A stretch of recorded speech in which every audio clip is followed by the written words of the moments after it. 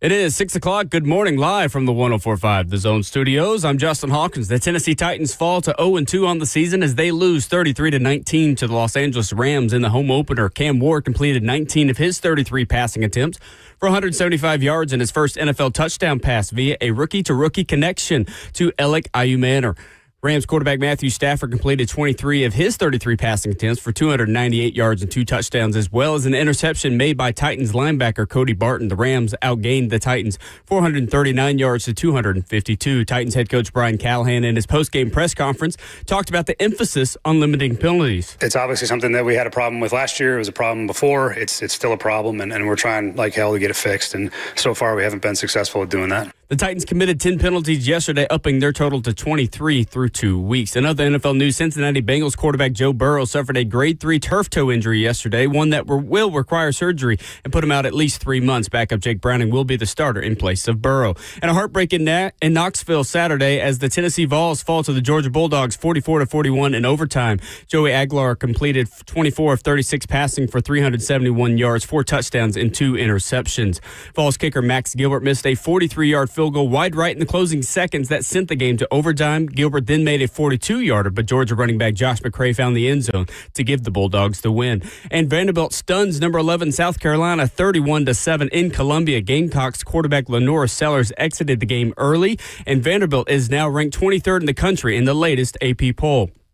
For all your foundation repair and waterproofing needs, you've got to go to USSTN.com. Breaking news at once on your home for the Titans and Vols. This is 104.5 The Zone.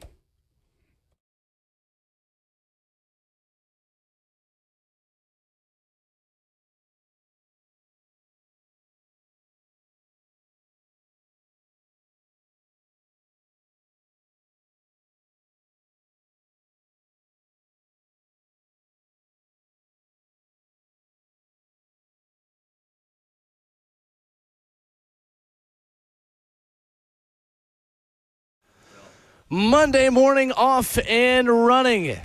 Ramona Will, fueled by Scooters Coffee, is live today from Two Rivers Ford, 76 Belinda Parkway in Mount Juliet, to kick off the Fill a Ford Food Drive, happening now through the end of the month, September 30th, right here at Two Rivers Ford. Lots of info on how we are supporting a great cause this morning here from beautiful Mount Juliet, Tennessee, and there is a ton to get to this morning. The Titans falling to 0-2 yesterday. The Vols with hearts broken at the hand of the Georgia Bulldogs on Saturday. Vanderbilt is 3-0. And we're all here to do it for you. In Mount Juliet, Allen Kirby making the show happen. He's Ramon Foster. I'm Will Bowling. Justin Hawkins back at our 104.5 The Zone studios. Your phone calls at 615-737-1045. Ramon, what a weekend of football. Yes, it was. Good morning. Good morning, man. As I get my last little yawn out the way this morning, man. No coffee, but we will get that. I promise you. I think Scooters is out towards this way. I know. It absolutely is. It is. So we will be dabbling sometime soon at Two Rivers Ford.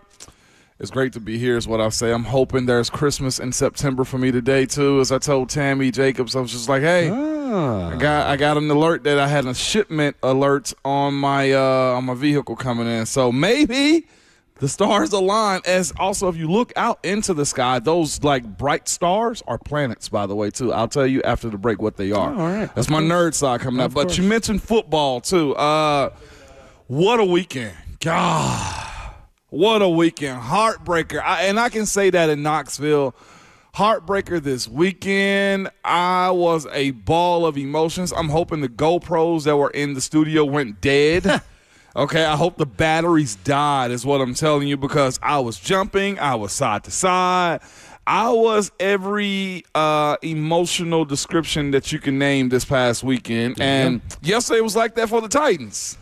In a different way, but yes. If you are like most of our listeners and you are a Titans and a Vols fan, we're going to get through this together. We're going to be all right. We're going to make it. The darkness is behind us from the weekend, and we're going to have a good Monday. We are. So we're going to hopefully aid you in doing so. But as big of a college football game and weekend as that was, we will talk more college football today than we normally do on a Monday. So we will do that in hour 3. 8 a.m. hour will be a college football hour this morning. So stay tuned for that. Lock in for it. For the trolls that are going to start the morning, Ramon is, what about the Vols? They lost. You're never going to talk about them? Who know that we typically do pretty much 3 hours and 50 minutes of NFL football on Mondays. That was a big enough college football weekend. Stick around with us. College football hour will be in hour 3. We will get to it and dive into how I'm already coping, Ramon. I've moved on. My emotions were Saturday. I'm feeling better about things. I'm going to tell you why in the 8 a.m. I left full, though. That's like from the stadium. Full? I left full. Is the media food that good? No. The ice cream cooler was open at halftime? It was. And I saw a bunch of reporters just clamoring to get to the ice cream, too. I was just like, God dang. Like, I didn't realize the ice cream was such a treat in the press box for everybody. But it clearly is a thing, man. But this past weekend, I would say that is my description of how it unfolded. Heartbreaking before, if that can make sense. Like, that girl wasn't good for you, but you liked her, and the fact that y'all broke up makes you a better person. The first metaphor of the morning. And that's how I was feeling. 6:06 in the morning. Like, she wasn't going to be good for you. You know that y'all weren't going to be a long-term solution. You was just hoping you can make it to prom. Like, that's what, or the winter formal at this point. And I'm over it. Like, but I'm full, and I'll explain that after, when we get to that point this morning, too. 615-737-1045. Your reactions on the football weekend, starting with the Tennessee Titans, who fall 33-19 to the Los Angeles Rams. I think, Ramon, that leaving the stadium, most Titans fans would have shrugged their shoulders. At least I know I was. Kind of said, you know what? We were overmatched. We were outplayed. Made too many mistakes. But we got a quarterback. You see that. You saw flashes of what you wanted to see for the first time in a big way from Cam Ward. What was your biggest takeaway from the Titans yesterday? You got to find ways to get more of that out of him. That was my biggest thing. You don't want to put the football in the hands of a rookie, but he deserves to have it a little bit more, especially if they're going to have these issues of being able to have a sustainable offense. Let him cook a little bit more. The other part is, and I know they've attempted it. I know they're trying to. I know that was a big emphasis this offseason as I lead up to the biggest, I guess, issue that he has. Gotta find a way, either schematically or personnel-wise, to protect him. You have to find a way to do that. The creativity of making either your offense just undress defenses as they go pre-motions, as they roll him out, as they get creative, if they hit screens. You got to find a way. If the personnel isn't there, and JC wasn't there, he wasn't, and Zeitler ended up not being there late, and it showed also. You got to find a way to protect them. It's way too much talent. This is I'm glad he hadn't had this, but this is almost looking like Joe Burrow Cincinnati type almost in a sense. So you're not there yet. You're nowhere near that yet. It's 2 games in for him. But you hate to see Joe Burrow deal with his issues in Cincinnati over and over again. And you don't want that to be a storyline, albeit it may be different here in Nashville. It may come down to protection. It may come down to skill players that he have surrounding them. Or it may just come down to the play calling from time to time. Like, those things have to get cleaned up, and they got to get cleaned up quickly, or just give it to him 40 times a game and see what he does with the ball in his hand. Ben Arthur of Fox Sports put it out yesterday that Cam Ward has been sacked 11 times through his first 2 career games. That is tied for 5th most since at least 1970, according to Fox Research. David Carr is not the kind of company you would like to keep in any kind of NFL stat in terms of how much he was sacked when he entered the league. 15 sacks is the record. You're going back to Archie Manning, who maybe that's why Arch is playing so poorly. He's feeling the pain of his grandfather being sacked 13 times in his first 2 NFL games. Not good from the protection standpoint, partly because of how good the 2 defensive fronts you've played have been. But ultimately, you guys don't want to hear that right now. And when you get sacked 11 times, that goes beyond just, hey, those defensive fronts are good. Yeah. You're paying your guys money, too, especially the left tackle, who is being paid handsomely at $90 million. So there's a certain give and take you got to have there of, yes, you've played good defenses, but you hoped that this was going to be a strength of the offense. I hoped this was going to be a strength of the offense. Ramon, I've vastly overestimated how quickly I felt like this 5 could work together and be really good. Now, you're missing a guy on the right side. You missed two guys on the right side last week, or yesterday, with Kevin Zeitler going out with an elbow injury at one point as well. So that's a part of the context that has to be a part of the discussion. But ultimately, that's the headline of this game. Cam Ward showed you flashes. Cam Ward showed you some really good things. But if you could protect him a little bit longer, how many more good things could we see? And here's the thing, like, if you knew you had a glaring weak spot, it'd be fixable.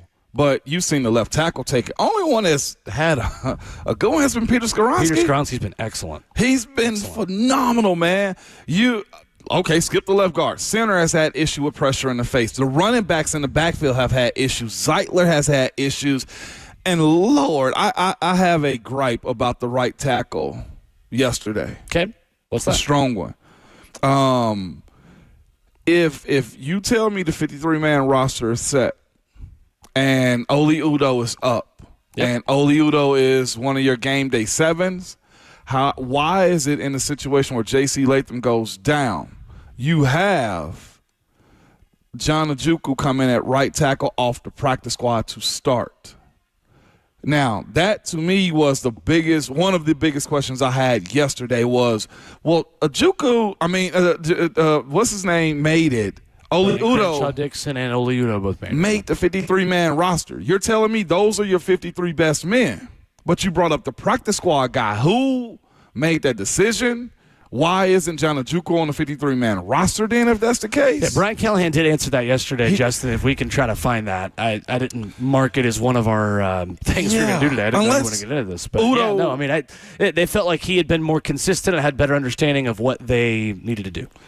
Was basically what Brian Callahan said post-game. So it's going to be fascinating then if somebody asks this question sometime this week. Well, who's setting the roster? Is it Coach Bill Callahan that wants his 9 guys in the room? Or is it a Chad or Borgonzi question when it comes down to them selecting the 53 men on the roster? And clearly somebody had a discrepancy somewhere on, like, who you were going to use on game day. That was my only question when you look at what the protection was yesterday, because we saw that be a negative early in the game from John Ojukwu. Well, I mean, to be fair, Oli Udoh was not good early against Denver. But he told us, my thing was you had to bring him up. Yeah. Yeah, you had to bring him up. And maybe with the entire week of prep and not coming in as a sub, Oli would have been better. But, again, neither, as we can tell at this point. Right tackle seems to be a curse of the Titans moving forward. We talked about it on Friday, that they were probably going to have to do some maneuvering to get Levin and Ojukwu both up on the game day roster because, I mean, unless you're willing to put Brandon Crenshaw-Dixon in, who they waived over the weekend as well. I mean, that part didn't surprise me. Mm-hmm. I've got a list of things that I think didn't work in that game yesterday. The Ojukwu stuff, it just kind of is what it is, right? I mean, you don't have many better options. I thought there would be a little bit more preparation for the right tackle spot this year, or just we all expected the offensive line to jump out running. But I did say, when you asked me, I said it'd take a month. This 11 sacks in 2 weeks, though, makes that month seem a whole lot longer on when it's going to get together. Jeremy on YouTube says Jackson Slater can play tackle. No, he cannot. Not in the NFL. Yeah, not right now, no. You're not going to make your first start out of position in the NFL in a spot you've not practiced in all offseason. There were 3 options: Blake Hance, Oli Udoh, or John Ojukwu. They went with Ojukwu. Yeah. So we'll talk more about that. We'll talk more about what happened in the loss yesterday. We'll get to your phone calls, 615-737-1045. Two Rivers Ford is asking for your help collecting non-perishable food items to benefit Second Harvest Food Bank and the Mount Juliet Help Center as they help to feed those who need it most in our community. We are here at Two Rivers Ford in Mount Juliet. Here's how easy it is. Next time you're at the grocery store, pick up a couple extra cans of food, things like canned tuna, chicken, or salmon, protein bars, low-sodium soups or chili, dried beans or rice, boxes of cereal, anything that can be stored and served over the next few months. Drop it off by the dealership in the F-150 displayed right up front. You can't miss it. We'll put a photo up of it as well at Ramon and Will. You have until the end of the month to do this, so anytime between now and September 30th. All a part of Ford Motor Company's Global Caring Month and the world's largest dealership food drive. There's some other cool stuff going on, some workplace challenges as well, office challenges that we'll talk more about. But come by and see us, fill up this F-150, and react to a crazy football weekend with us. 615-737-1045 is our number. We react to Titans and Rams with you coming up next.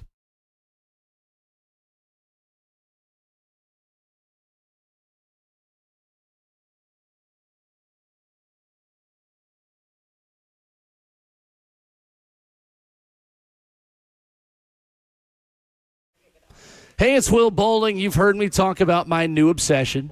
You've heard me talk about what I have been doing while I have been watching football. Oh, I've been dipping. A lot of dips, right? Daisy, French onion dip, that is. One of my guilty pleasures during football season, the wings, chips, veggies while watching the big game. And now Daisy's come out with this amazing French onion dip. Yep, I was drowning my sorrows in Daisy French onion dip after some losses over the weekend. The Daisy Ranch dip, I'm telling you, these are a game changer. As delicious as a homemade dip, and they're made with real herbs and spices, plus other ingredients you'd find in your own kitchen. Make sure you find it at a grocery store near you.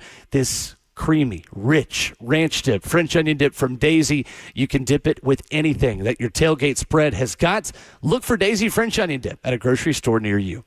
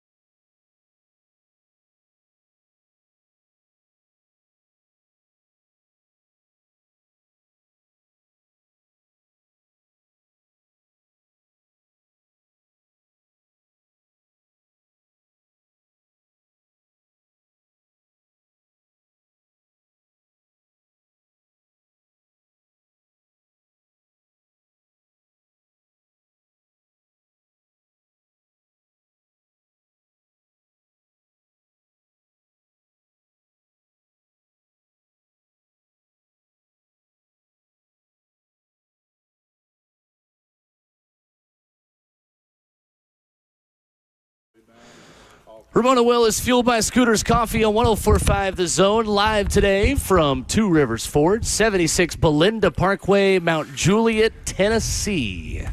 On a gorgeous morning to talk football with you, even though it may not have been a gorgeous morning for most of Tennessee football fans over the weekend. 615-737-1045 on this Reaction Monday, as we are asking for non-perishable food items today, benefiting the Second Harvest Food Bank in the Mount Juliet Help Center as they help to feed those who need it most in our community. So come by and see us here from Two Rivers Ford in Mount Juliet. So 33-19, the Rams beat the Titans. Ramon, your big takeaway was about how the Titans managed the right tackle position. We told you Brian Callahan addressed that after the game. Yeah. This was the head coach talking yesterday. Yeah, I'd like to see better. I mean, I think part of that's, we're playing with a backup tackle for the fourth quarter last week and another one again this week, and that's not an excuse. We got to play better, but we're playing against some good teams, and this is what playoff teams look like in this league. It's what the defenses look like. It's what the pass rush looks like, and if we want to be in that mix at some point, we got to be able to block those guys. Is there anything you can put led to the choice of Njoku today over Njoku? We just felt like, John is a steadier performer. He had better knowledge of what was being asked of him over the course of the week, and decided to make that move. And again, I don't know that he was necessarily good enough at the moment either, so we'll reevaluate that again, but we'll see. It's Brian Callahan yesterday. I get that. Practice, coaches take practice serious. Coaches take guys that know the game, the knowledge of it. If I can teach you, if you know what to do mentally, then the physical part should come your direction. So that in itself has been, I think, the biggest problem that John Njoku's had, and that position has had in general as of late, is watching that position perform, minus J.C. Latham, although J.C. had a sack last week too, but he's also dealing with the hip injury. However it goes, I will say this. There were attempts to secure it, help it as much as they possibly could. There was numerous tips on the at the line of scrimmage, coming out of the backfield from Tony Pollard and other backs on both sides of the offensive line. He just couldn't get it there because, when you have Cam that likes to have the ball develop, and they needed to yesterday too while trying to catch up by getting chunk plays, guys are just simply getting whooped. The first one, Byron Young, man, just simply, that was a quick win. That was nothing. You just got to be good. And as Coach Callahan said in his clip, you're paid to make those types of blocks. Like, it's one thing to lose and, hey, you got me, but, he simply just whooped right there, man, and that's unacceptable. The Rams made adjustments yesterday after trailing 13-10 at halftime and just made things look easier on offense in the second half. 8 plays of 20-plus yards in the game for the LA offense. The Titans only had 3. They scored 21 unanswered from the end of the third quarter to the middle of the fourth. For me, Ramon, that's where I begin to evaluate this game. The Titans' scoring drives were all similar formulas, other than the field goal at the end of the first half. It took the Titans 7 or 8 plays what it took the Rams to do in 3 or 4 plays. And when you live that way in the NFL, and you are such a heavily penalized team, which we're going to get to as well, the longer drives go like that, the more likely you are to have a holding penalty, a false start penalty, an eligible man downfield that this team had, the different issues that plague you to put you off schedule, put you in 3rd and 12, and then not be able to move the chains, or you get sacked, or then you have to play conservatively, and basically it's damage control just for field position at that point. That happened time and time again in this game. You look at the Rams scoring drives, 6 plays, 72, 323. 10, 72, 11 for 62. Those were the 2 field goal drives where the Titans were good in the low red zone. If there was a positive in this whole game for the defense, they were great in the low red zone. They stood tall, big time. But then in the second half, 4 plays, 69 yards, 215. 3 plays, 21, 129 after the sack fumble on Cam Ward. 5 plays, 66, 223. It was just too easy for the Rams offense in the second half. Why do you think that was? The defense got wore down.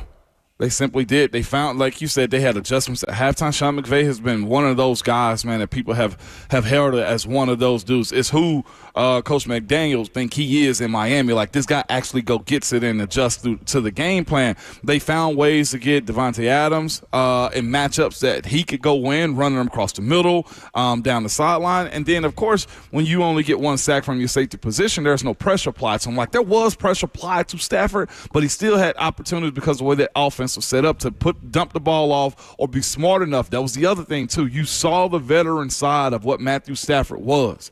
And then whenever they're able to have balance, what the Rams were in those moments of being able to run the football, being able to pass the football when they wanted. They used the Titans' pressure and aggressiveness, which they knew they were going to have against them, running some screens from time to time. There was a lot of variations where this Titans defense could not catch up. And when you have that, well, eventually it cracks. As you said earlier, the defense was awesome in the tight red. To only walk away in those situations with 3 where they have Kyron Williams as a running back, Blake Corum as his backup, and you also have Puka Nacua who's catching one, who can be a wizard from time to time. I didn't see a lot of Puka in the second half, and it seems like, okay, y'all stop him, let's go to Devontae. Yeah. And they just kept you guessing on what they were going to do, and when you leave the defense out there the way that they did or have those chunk plays, any defense, I'm here to tell you, any defense at any level is eventually going to crack. And that's what happened. I felt like yesterday watching that game just deteriorate away from this team. And the other side, too, it's disheartening as a teammate, and you never, ever point fingers at the other side of the ball. But there is a component selfishly as a player when we sit in our locker room or we text in our group chat, it's like, man, when are y'all going to help us? And if we can't get any positivity out of them to support what you're doing on the other side of the ball, I've been in those positions where the offenses suck. And I walk off the field telling the defense, man, I'm sorry. They don't want to hear that. They want points. They want to be able to know they're going to be supported. And I feel like that's what's happened. I feel like the last couple of games is offensively you got to capitalize on moments in which you have some positivity without getting penalties or negative plays. Yeah, I think this game really got away from you after the fumble that Cam had. That then Devontae Adams has a 16-yard touchdown catch. All of a sudden, you're down multiple scores, and you feel like the game's kind of getting away from you. Until then, Ramon, I thought this was more just about how good the Rams were on offense. The Rams have 2 game breakers to catch the football to the level that you don't have one. This was a prime example of what we've talked about all offseason, that the first 2 weeks were always going to kind of look like this.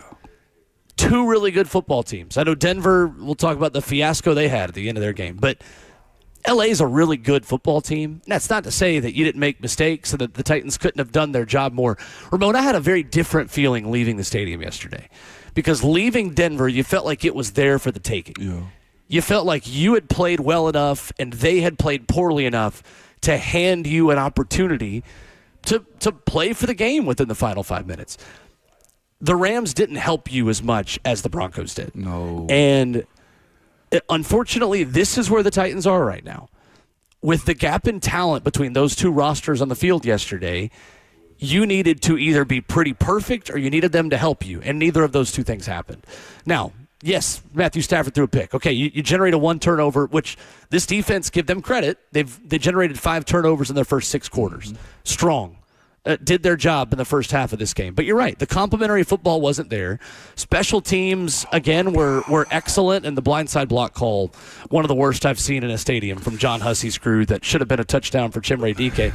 At this point, special teams was the only unit that was playing complimentary football yesterday.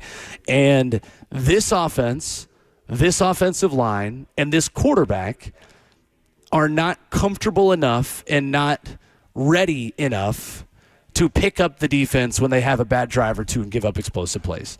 It's right. Pretty much that simple at this point. Cam Ward is making some really good plays. Cam Ward is making some high-level throws. There are still moments that when Cam starts to feel pressure, he panics. And I thought there were a couple situations yesterday, Ramon, where he ran into sacks. The coverage in the back end was what it was, and being in the stadium, you could see secondary check-down reads that were open. Now, granted, the story of this game is not Cam Ward didn't do enough. Cam Ward was fine. Cam Ward played well enough to put yourself in position to compete in the fourth quarter of this one. What did you see in the way the protection broke down? How much of the responsibility would you put on Cam? How much would you put on the offensive line? I will say this. The scheme of how his plays are somewhat set up can be problematic moving forward. Meaning Brian Callahan's? Yeah, because when you mention Cam panicking is honestly because he's doing some type of play action or rollout. Guys are in his face. I feel like teams are going to try to start figure out where the strengths are when they set those types of plays up, where the motion is going, and he's going to find guys in his face. That's what I've seen as of late. Is not necessarily he's rolling into them, but the offense is allowing him to roll into them because that is his style. That is the type of game that he wants to play, is being able to get back, set up. But here's the thing about him being able to get back and set up is that's a whole lot of time of him holding the football. And when teams are triggering or being very aggressive. Now, to your point, though, too, these first 2 weeks, these are some aggressive defensive lines. They want to get upfield. You got to have guys that are able to hold those guys back in those moments. Like Cam rolling all the way to the right and throwing across his body. That is a phenomenal play, but that's not a normal play. I'm not seeing normal plays often from him. I'm seeing a lot of back shoulders. I'm seeing guys that are on the sideline often. There needs to be more flow to what you're asking him to do. Yeah, and how I think sustainable is that? The house, when he's got to hold on to it for a long time, not. Because, again, his creativity of wanting to go backwards and forward and side to side, at some point, he was bottled up on what was it, the third down when he ran for a first down? He was bottled up, and their linebacker just Cam juked the heck out of him and ran down the sideline for a first down. I think a little bit of that, though, is just going to be who he is. But that's the point. Figure out how to get him in a rhythm to get these defenses off of him. I thought they were trying to by running the ball with Tony Pollard, and it seemed to me they was just like, okay, Tony, you go ahead and run it. But eventually you're going to put the ball in Cam Ward's hand, and when we feel like you're in those passing situations, we're going to go to you, and we're going to go to you Or quick. there's going to be a penalty that puts you behind the sticks where you have to throw it. Your job as a coach sometimes is to not let the players do what they want to do. He might have to 3-step drop this thing and go. Put him in a gun instead of, and I thought they did that. I thought they did that late in the first half specifically, and Coach Mack made the point of the broadcast at one point. Like, this ball is getting out quick. Yeah. And there were times where they could go quick game and they could, boom, Calvin, boom, Ellick. I mean, the one-on-ones they threw in the perimeter, I thought were a very welcome sight of, hey, we've got 3rd and 6. That was one of the third downs they converted with Ellick Manor. One-on-one, outside, back shoulder, beats Emmanuel Forbes first down. Sure did. There wasn't enough of that, but I thought that was a bright spot. Ultimately, you got beat quick too much on the offensive line, and you had too many penalties that forced you to get an obvious passing experience. I will say this, though. On those false starts that John Njoku had, beautiful sets. Oh, my gosh. Oh, my God. I'm talking about he was 1-2 hands. That really helps us, does it? Oh, that's my point. It's just like you need to do that during the play on the hard count when you're trying to utilize slowing the rush down. The reason that he jumped off sides is because they were going on 2 or 3, and that was because you were, as an offense, trying to slow them down. Like, I'm not even mad at Peter Skoronski's response to what he said about the penalty. Sometimes you just got to stop. Yeah. Like, it ain't much a coach can tell you other than, like, idiots, stop. Out of this game, I just feel like there's not one glaring problem.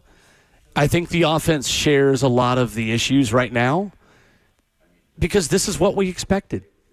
This is what we expected. There are going to be growing pains with a rookie quarterback in setting up protection, in new linemen, in injured linemen, forcing backups in there who are just getting beat one-on-one to take away any opportunity of making a play against a team that's better. I mean, that's just kind of where I'm at in this game. Like, I probably should have one big thing I'm outraged about, but I really don't. Like, the Rams were the better football team. They didn't make any big mistakes. And you've got a rookie quarterback who's still working through all the nuances of playing quarterback. He's going to show you some flashes, that he's going to take some hits he's not supposed to. That's just where this team is right now on offense, and it's about managing the disaster plays. That's why you can't throw it deep at the end of the first half when you just got to get something. Yes. It's about minimizing what the floor of this offense is and understanding that as you play more football, the ceiling's going to get higher. Yeah, that's where I'm at right now. I saw a lot of people mad about that end of the half situation again. I'm thinking, what do you want them to do? I mean, you got to get points. Last week against Denver, you get criticized because you throw it twice, you go backwards. You were in a position to go get points. I have no issue with that. Yeah. Like, I don't understand what people expect of Brian Callahan.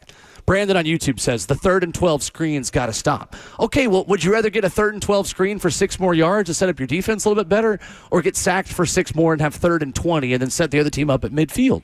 Brandon, you can't protect your quarterback. The answer is don't get in 3rd and 12. Right. Not third. It ain't. It's not about what happens at 3rd and 12. I'm here to tell you, if you give truth serum to 32 play callers in the NFL on offense, how many of them are going to be throwing a screen on 3rd and 12? The vast majority of them, because there is no play call consistently for consistently being in 3rd and 15. No. Just don't get in 3rd and 15. Now, we can have that conversation, but the calls on 3rd and 15 aren't the problem. It's they can't afford to get behind the sticks. Yeah. That's the issue. That's the biggest issue. 615-737-1045. Eric leads us off. Eric, what's up? Morning, Eric. Justin? We don't have any. He's on, but let's go to cousin Danny. Danny, what's up? We are still not hearing anything, I'm Justin. going to start blaming you, Justin. Cousin Danny, you there, buddy? I'm here. There he is. What's up? I'm just calling to spread some joy. I saw the Titans game, and I got to say, I see Cam Ward's brain getting bigger with every play. I think you guys got a winner on your hands there. And just pray for me and my guys today, because old Toe Burrow needs some help. I can't lose him for the season, boys. You be with me today in prayers. Much love to you. Jake Browning upon you in Cincinnati. That's rough. And cooked. Blessings, man. He cooking. Pray for them all, buddy. Love you. Burrow. Thank you, Danny. Is what I didn't have on my bingo card Appreciate today. the call.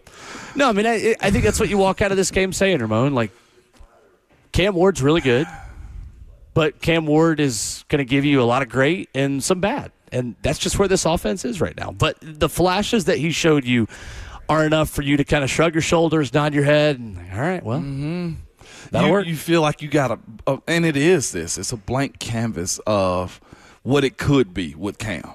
That's what I feel like everybody's waiting for that part of it. But either it's the cast, and no, it's not. He's the rookie. Teams are going to attack him as much as they possibly can. They're going to be aggressive going against him until they show this team that somebody can win down the field consistently. I think teams are okay with the dinking and dunking and hey, you got a 20 here and hey, you got a 15-yarder here, simply because they know when it gets tight, your guys can't hold up in protections because you're going to be off schedule. That sucks. Eric is back, 615-737-1045. Go ahead, Eric. Can you hear me, guys? We got you. I don't know what happened. Okay, so guys, I was at the game yesterday. Hot. But I tell you what, Will, you brought up the 2 points. Kind of, I was going to bring up the penalty on the kick return. It was just so frustrating to see that. And I heard explanation on the postgame show later. It was just so crazy. It's just so frustrating when you hear stuff like that. But I'm glad Cam overcame it and was able to make that touchdown pass. I tell you what, I was one of these people that wanted to trade the pick for Hall. Now, I admit I was wrong, and I'm glad that we did not. And I'm also glad with the explanation you gave about the end of the first half, that there were people in my section complaining about the fact that we should have went for a touchdown instead of kicking field goal. And I heard a couple people on the postgame show. So I guess, you're right. You only can do what you can do, guys. So to just get upset, it's like there's nothing you can do, guys. But that's my thoughts, guys. Y'all take care. We'll talk to you soon. Thank you, Eric. Glad we could give you at least the second word. We're trying to give him the first word. So he calls in the second we start. So we appreciate the loyalty. When he come on, I'm like, Savage, come on with that laugh, man. That just makes me smile. I promise you. Brightens up Monday a little It's bit. like an ad lib, from your favorite artist, man. That's right. 615-737-1045. A mixed bag for L'Jarius Sneed yesterday. Our thoughts on what we saw from the Titans' lockdown corner, who was back in pretty much a full workload yesterday. We'll talk about that next.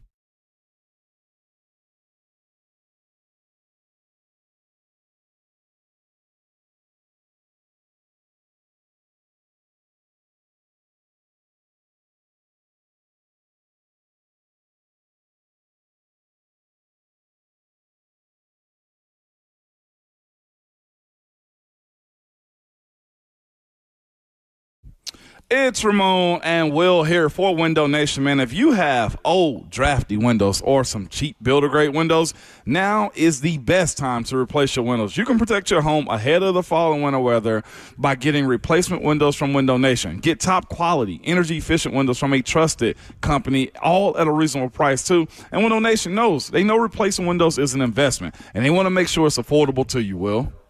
They absolutely do, Ramon, and they've got the best deals on the market. Make no payments for 2 years. You won't have to deal with monthly payments, a down payment, or interest until 2027. And this month, buy 2 windows, and you'll get 2 for free.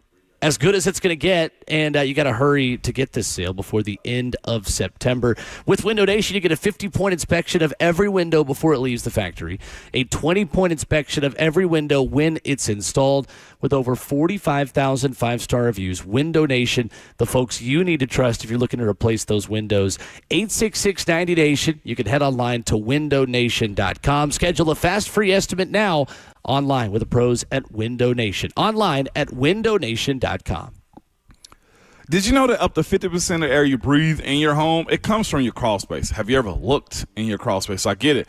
Most of us don't even want to know what's in there, but moisture in your crawl space can create unhealthy issues that can make their way into the air you breathe every day in your home. It's Ramon Foster, and this is where United Structural Systems can help you. USS has been keeping homes dry and stable in Middle Tennessee since 1994, so you know they aren't going anywhere. Help control moisture and musty smells with mold treatment and crawl space encapsulation that comes with the USS guarantee. Encapsulation helps reduce high humidity in your crawl space. It also helps deter mold and mildew and protects your crawl space from pests and wood rot. So turn your crawl space into a healthy space. Reach out to the company at iTrap for all foundation repair and waterproofing needs, and that is United Structural System. You can go to their website at ussTN.com. That's ussTN.com, or call them 615-488-7855. United Structural Systems.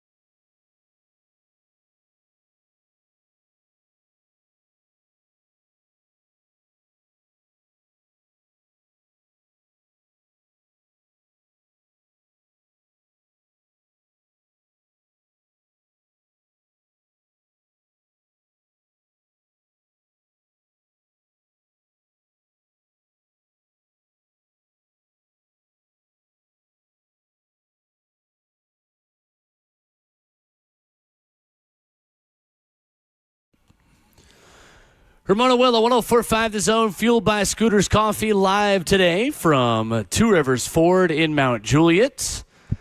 Asking our community to fill a Ford with non-perishable food items to those in need by donating to benefit the Second Harvest Food Bank of the Mount Juliet Help Center. This goes through September 30th. You got plenty of time. You can drop off goods here at Two Rivers Ford in Mount Juliet. And we've got ways for your office to get involved as well that we will talk about coming up in just a few minutes. Ramon, a mixed bag yesterday for L'Jarius Sneed, who I thought was great one-on-one in the low red zone in the first half. Yeah. Devontae Adams got him on the big 16-yard touchdown in the second half. According to Next Gen Stats, Devontae Adams hauled in 6 of his 13 targets for 106 and a touchdown. He lined up against L'Jarius Sneed on 23 of his 31 routes. He caught 4 of 9 targets against L'Jarius Sneed for 67 yards and a touchdown. Sneed pressed him 61% of the time, but was called for holding twice on such matchups. What'd you make of Sneed being out there yesterday and what you saw from the Titans secondary? You see what he could be. Most definitely as a corner. I get the talent that you go for in free agency with a guy like him. We're talking about Devontae Adams here, a guy that is, I'll be honest, I didn't think he had it like that. I think they did a real good job of lulling you to sleep with Puka Nacua first, the run game also, and eventually you had to go to a guy like him. And then one of those catches, too. I mean, he pulled that thing up off the plastic beads on the doggone turf at that point. Like, the one he grabbed and brought up, that is, yes, that's a catch. Yes, that's against L'Jarius Sneed. But for sometimes you just got to tip your cap. And that's what that matchup was that. He ended up taking one away from him in the end zone. There was a lot of ebb and flow, and I know I saw a lot of people posting his PFF score yesterday, L'Jarius Sneed, that is, and a lot of people upset about what he did as a player. But you got to think, he's still working himself back in. I want to say I'm encouraged. None of this fan base want to hear encouraging words right now. I thought he was good. But I'm encouraged with more reps, more understanding, more feel for what he could be as a cornerback for this team. Now, again, you got to talk about can Rush get there and affect a guy like that? You're also playing against a future Hall of Famer and Matthew Stafford with a guy in Devontae Adams it was a good battle is what I would say. Yeah, I mean, I thought he was fine. I thought he was far from the biggest issue that defense had. For everything that Devontae did, Sneed did in return, it's just that you hate to see 7 points up on the board from a catch over him. I mean, shooters get shot sometime. Like, that's essentially what it was with Sneed. I thought he was fine. I mean, he's not what he was in Kansas City, but you got the Cavs. I think that's an unrealistic expectation for how much football he's played over the offseason. I thought that L'Jarius was okay. I think he's getting a little bit too much grief from the fan base, and I thought it's just that. I thought he was fine. That's where I was on it. I mean, he broke up one in the end zone. All right? I mean, there's that side of it. You go 1 for 1 on the touchdown and the breakup. Penalties got to clean those type of situations up right there. And, again, this team has been riddled by doggone penalties too. 615-737-1045. Mike is up next on the phone lines. What's up, Mike? Morning, Mike. Hey guys, how you doing? Good. Sorry, my voice is a little bad because I pulled the Tennessee Vols on Saturday and make it to the Titans game on Sunday. But on Sunday, again, you guys are touching on it. But at the end of the first half, I was a fan that complained last week about running the ball 3 times. But, when we are definitely not as good as the team we're playing, there's not going to be a lot of times where we have a better team, kind of exposed, during the game that we have the leverage. And after scoring a touchdown, Cam Newton pulling an awesome play off that your middle school football coach tells you never to do, throw it across the field like that, but throws an awesome ball where it still connects. Then we make a great interception, and we get 1 or 2 first downs. And we're sitting there around the 35-yard line. That's right where my seats are. There's 16 seconds left, right? So I'm not jumping back and forth from, what we said last week as fan base to what we said this week. But with 16 seconds left, we can throw once to the end zone and then still run that up the middle with Pollard just like we did and get 7 yards and kick the field goal. We still could have thrown once, maybe even twice, hit the sideline. Okay, and I think when we don't do that, When Callahan doesn't choose to do that, that makes Cam Ward play hero ball even more. Because the times that we really do get the opportunities that we should play a little hero ball, we should go for it a little bit, he doesn't. It's like gambling. He doesn't do it in the smart times. So Cam has to do it in the bad times. Cam Ward has to run around and run into sacks and all that stuff. So I still think the play calling is not where it needs to be. It really needs to get there quick. That's all I'm going to say, guys. Yeah, I appreciate the call, Mike. Thanks, Mike. I see where you're coming from. I don't agree. I mean, Cam Ward's going to play hero ball regardless of what Brian Callahan calls. I don't think there's anything that can affect the way Cam is operating. Ramon, you made the point earlier, like, I think the coaches were really happy with the play to Elikai Manor. And I think after about 5 minutes, we're probably sitting on the bench saying, oh, crap. Yeah. Because I think it was Ben Solak who put it out on Twitter and says, I love that play so much for Cam Ward, and I'm so nervous that he's going to try to do it again. Yep, absolutely. I mean, like, am I being too lenient on this? I didn't have any issue with the way they handled the end of the first half. 16 seconds and one throw. The defense also knows that you're going to take one shot. You're not getting the one-on-ones on the outside that you were getting at the beginning of the drive when Elikai Manor was hit with a pass interference and you moved the chains on the first play. Like, the defense knows you have one shot to take as well. They're not just going to let you walk it into the end zone and take one shot. I don't think it's that simple. No, it's not. And again, you got to think end of the half, nobody's trying to let a team pull up a touchdown. So they're going to be playing soft coverage. I don't have it in front of me right now, but that's also the idea of teams. Nobody's going to be pressed up at the line of scrimmage with that much time at the end of the half, too. So taking a shot is, I'm going to send my rushers, I'm dropping everybody else back, and I'm putting an umbrella over the back of the offense to make sure everything stays in front. Right. I'd rather give up threes. Like, I know aggressively what you want, but in-game situations don't allow that to happen more than anything. The run is what they allowed you to do. And your offensive line doesn't allow that to happen. I mean, we're going to have a conversation about this in the next hour, Ramon, about can Brian Callahan open up the offense more to let Cam just cook and just do what he can do. Excuse me. There's some truth to that, but you got to pick your moments to let Cam do that. And a moment like that where you have the chance to take a lead into the locker room and change the entire conversation in that locker room and give yourself legitimate momentum, that was not the moment to take a chance. There were moments later in the game to take chances, maybe even earlier in the game, to take some more chances. That wasn't it. Not at end of the half. No, I agree. 615-737-1045 is our number. We will talk about the Titans offense. Talk about Tony Pollard. I thought it was a sneaky good running game for the Titans yesterday, but why didn't that translate to more points? We'll talk about that next.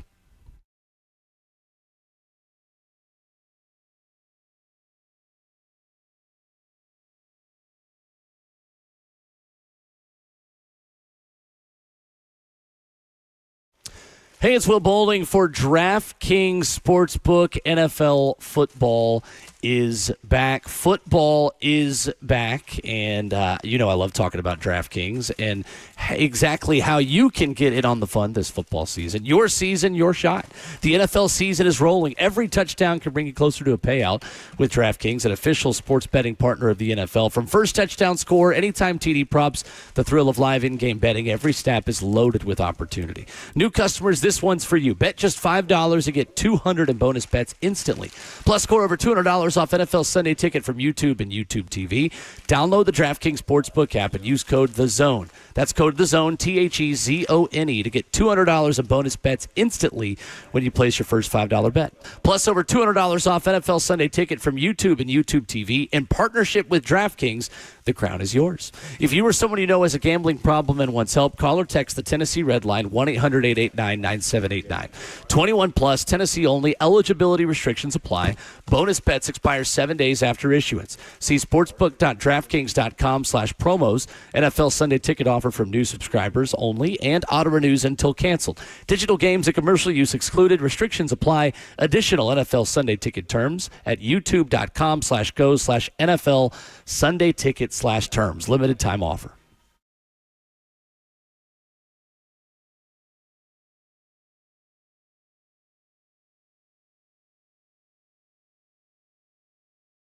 I love living in Middle Tennessee. We've got great restaurants, entertainment, sports, and one of the nation's top Ford dealers right here in our backyard. Two Rivers Ford. Remember that name. Two Rivers has been a staple in our community since 1983. They're locally owned. They have a non-commissioned sales team, and they sell below MSRP. They've been doing business with integrity for decades. Two Rivers Ford, the South's most trusted Ford dealer.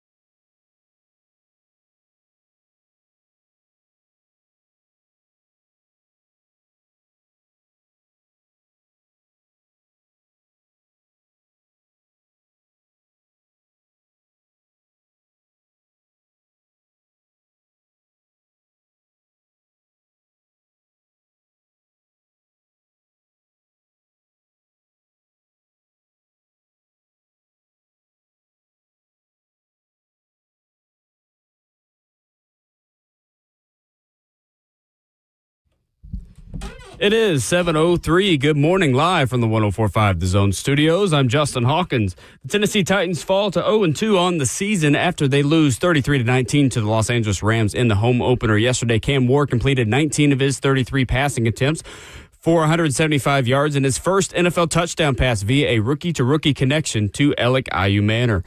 The Rams quarterback Matthew Stafford completed 23 of his 33 passing attempts for 298 yards and 2 touchdowns, as well as an interception that was made by Titans linebacker Cody Barton. The Rams outgained the Titans 439 yards to 252.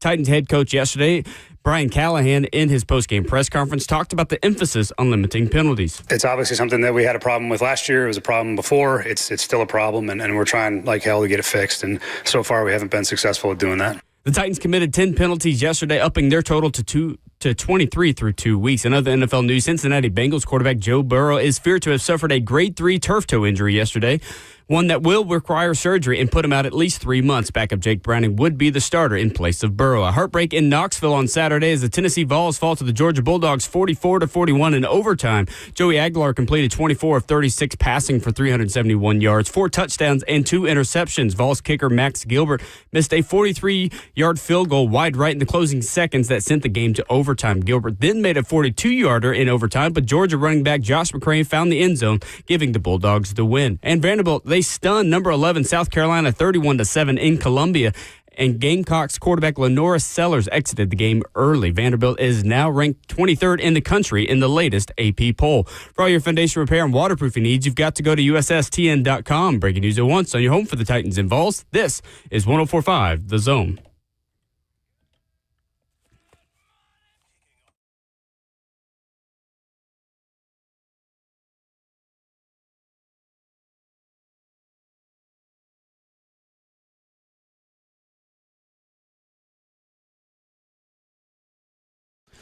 Away we go, live from Two Rivers Ford. Ramon and Will is fueled by Scooters Coffee. We are out and about this morning at Two Rivers Ford in Mount Juliet. We are fueled by Scooters. You can see it if you're watching on Zone TV. What are you drinking, Ramon? I ended up getting the, pumpkin spice caramelicious? That's what I got too. Iced. I got the exact same thing. Yeah, yes. I ended up getting no foam this Who'd time. have thought? Yeah, who'd have thought? No foam for you. I got a little bit of foam. We got a little bit of foam? Yeah, foam. No foam, no whip for me. I don't know what it is about whipped cream. I can't do it. Oh, okay. I don't know. Yeah, I love whipped cream. Curb. Not on ice cream, not on the brownie. So I hated whipped cream as a kid, and my brother and sister thought that was irrational. Yeah. And so we're having two different conversations at once. There we go. I hated whipped cream as a kid. So my brother and sister, one time, they made me a sundae, and I cried, and I was like, I don't want that. I don't want the whipped cream. I don't like whipped cream. They went into a room. They flipped it upside down in a bowl, and they put it in a bowl where just the whipped cream is on the bottom. And then I kid you not, ate it, and I was like, wow, what'd y'all do to this? This is awesome.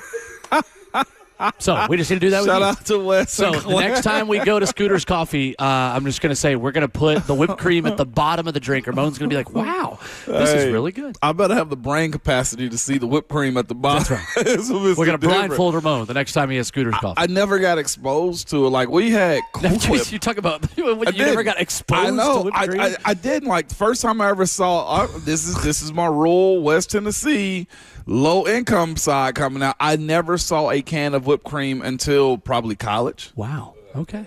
Right. I saw like my grandmama would have Cool Whip in the house, but thank you, Stewie. Yeah, I never had it.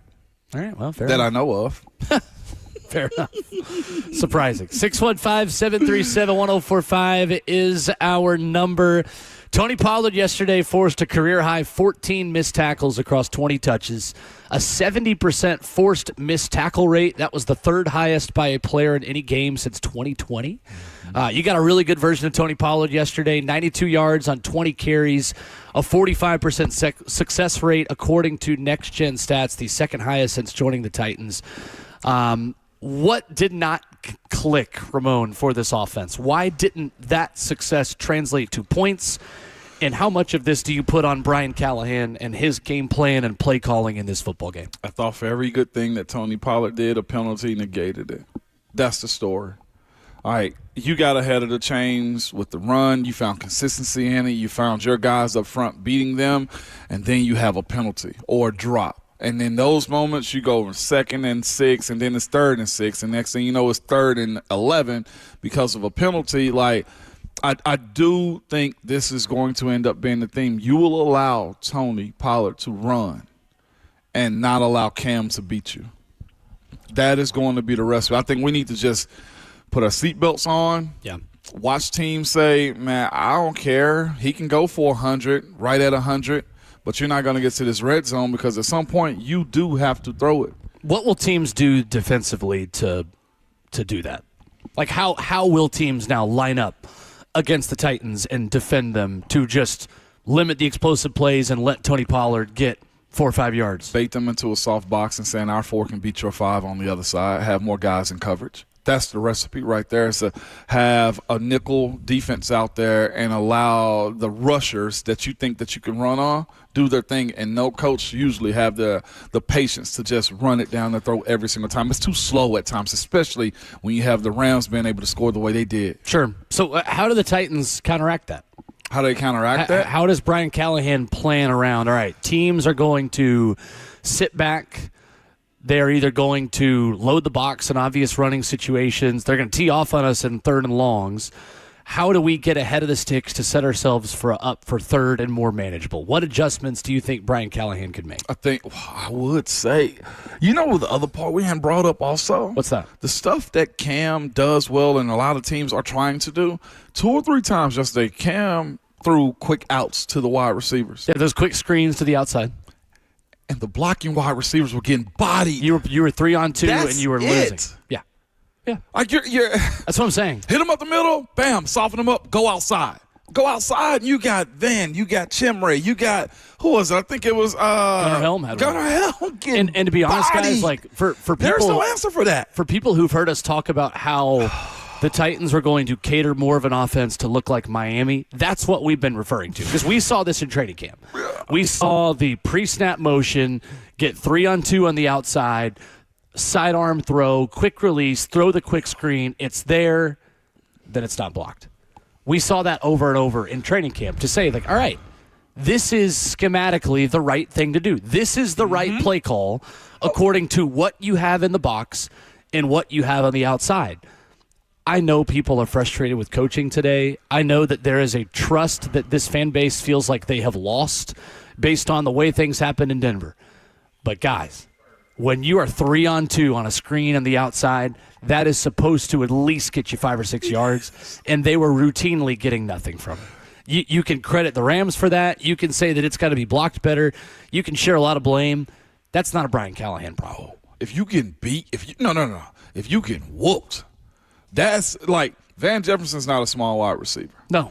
Gunnar Helm is a tight end against a DB at that point. Chika Okonkwo, too, they've tried to get open on these. And then, the only one that's almost excusable is Chimray Dike. He got absolutely, I'm talking about, this is O-line versus D-line. First day of training camp, bodied into the catch. Right. So, I'm not here to save Callahan's job or your mentality of him as fans, okay? He's trying. Yeah, they did some different things yesterday, for sure. Yeah, that part. I'm not saying it was perfect, but no, for sure. I can call it. I'm over here rubbing my freaking eyebrows off right now. I'm thinking back at those plays. That's not supposed to happen. You got the leverage and the ball is out quick. Where I think this coaching staff has a problem is in the penalties. And Brian Callahan answered a question about that yesterday that I want to hear. More penalty problems again, and when asked about it post-game, Brian Callahan seems confused by how to fix it. Here's the Titans head coach speaking to the media. It's something that I'm still trying to figure out. I think we had a couple false starts today. We had just an illegal lineman downfield on the first drive, which is, you just got to come flatter on the screenplay, and just things that are just frustrating. It was very frustrating to be in that spot. It's obviously something that we had a problem with last year. It was a problem before. It's still a problem, and we're trying like hell to get it fixed. And so far, we haven't been successful at doing that. 10 penalties, 62 yards yesterday. The offensive line had half of them. Yeah. It just can't happen. I mean, and there are teams that can overcome that. This isn't one of them. It's just the reality of the situation. This team cannot afford to help the opponent beat them. Ramon, for you, how did you all in Pittsburgh try to address penalty issues? I feel like different coaches have different ways of thinking on this. Where is the line between it's on the coaches or it's on the players to fix penalties? What can coaches do? Man, there's the old school approach to it is yell, fuss, and cuss. Like it's that, and I think that's happening right now. Yeah, yell, fuss, and cuss. If you heard Peter Skoronski's explanation of it, or his solution to it, it was tiring for him. Like, we just got to stop doing it. That wasn't his words exactly, but he basically just said it can't happen. It can't happen to the media yesterday. You get a bully on the team, smack somebody in the back of the helmet. Like, we've seen that be done. Like, that part of it. But where is this team when you're losing, having the ability to go over to their other teammate and push them, punch them, yell at them, cuss at them? I can't do that to you because, hey, loser, let's get in and go losing. Like, that's essentially what we got going on right now. Like, I can't go at you if I'm also a part of the problem. Jeff Kane, he's had his penalties, right? You look at the offensive line. Those guys have had their penalties. Everybody's had something negative to where it comes from top now. You guys have to. And it becomes an emphasis in practice. You try to work on it even more so, but here's the thing, too. Working on it in practice is a little bit different than working on it again. Your nerves are a little bit higher. Like, a comment I saw in our YouTube chat, if you're not there, YouTube, Facebook, or Twitch please, is this. Well done. I don't want to call them mediocre players, but, like, mediocre mindset when it comes down to how they're playing. Like, there's a point where you got to tell those guys, too, and there's no scapegoat for the coaches. But at some point, you got to tell them, grow the heck up. You're pros. You're the top 1%. This is a part of your job. Kirby whispered, it was like, man, you can fine them. Man, that look, $500 per pre-snap ain't going to hurt them. It becomes a pride thing. Like, that's the only answer I have for you at that point. Don't be the idiot is what you tell yourself, and not me this play. 615-737-1045. I know a couple of you have been waiting patiently to get in here. We will get to your phone calls next. Wide open phone lines at 615-737-1045. You have something else to add there? That's just frustrating. I'm frustrated for her. Like, I ain't got nothing else. I don't know. I don't. Okay. You were hitting the table. I thought no. It was just me, my nerves. It was just thinking about that. Offensive line penalties stress you out. Yes. Coming up, we'll get to your phone calls, plus evaluating Cam Ward's first home start. And I charted every third down the Titans had yesterday. There is a trend on the third downs they converted and did not convert. We'll talk about it next.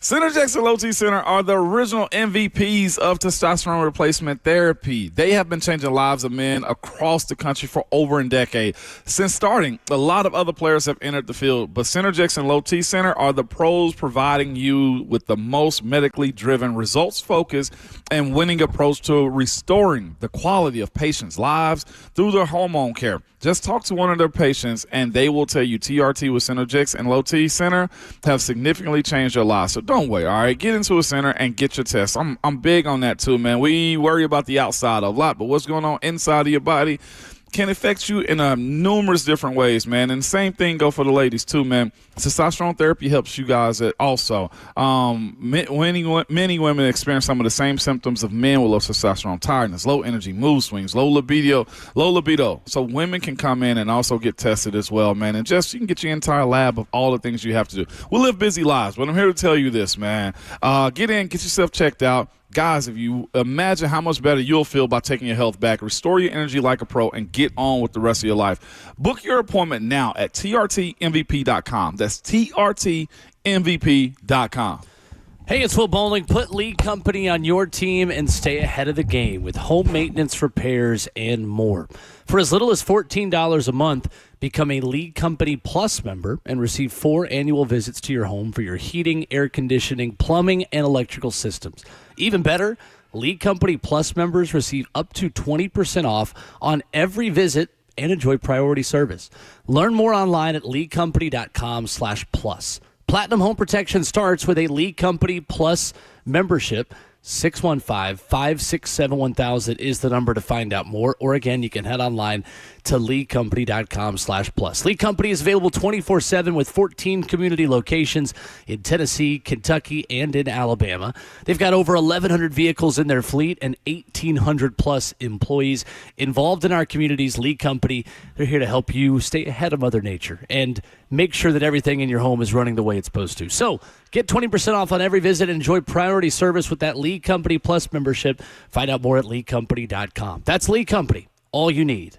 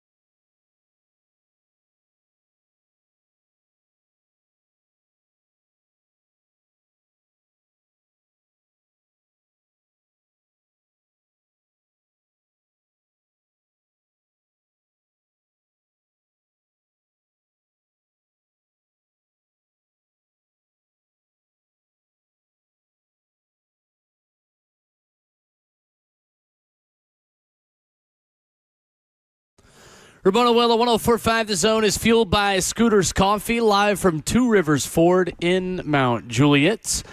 Now through September 30th, you got plenty of time to come by with non-perishable food items here at Two Rivers Ford. Fill a Ford and donate non-perishable food to benefit Second Harvest Food Bank and the Mount Juliet Help Center. So Two Rivers Ford is throwing out the Office Challenge. This is awesome, Ramon. Any office that participates will be automatically to win a catered Preds suite for 16 people for 16? A Preds game this season. That's 16 people. You want to entertain some clients? You just want to take the whole office? You can do a little bit of both. You can just go and, I don't know, maybe have 15 empty seats. Don't do that. I'm not actually advocating for that. So easy to participate. Two Rivers Ford will drop off a box at your place of business and pick it up on the 30th with their social media team to give you a special shout out that day.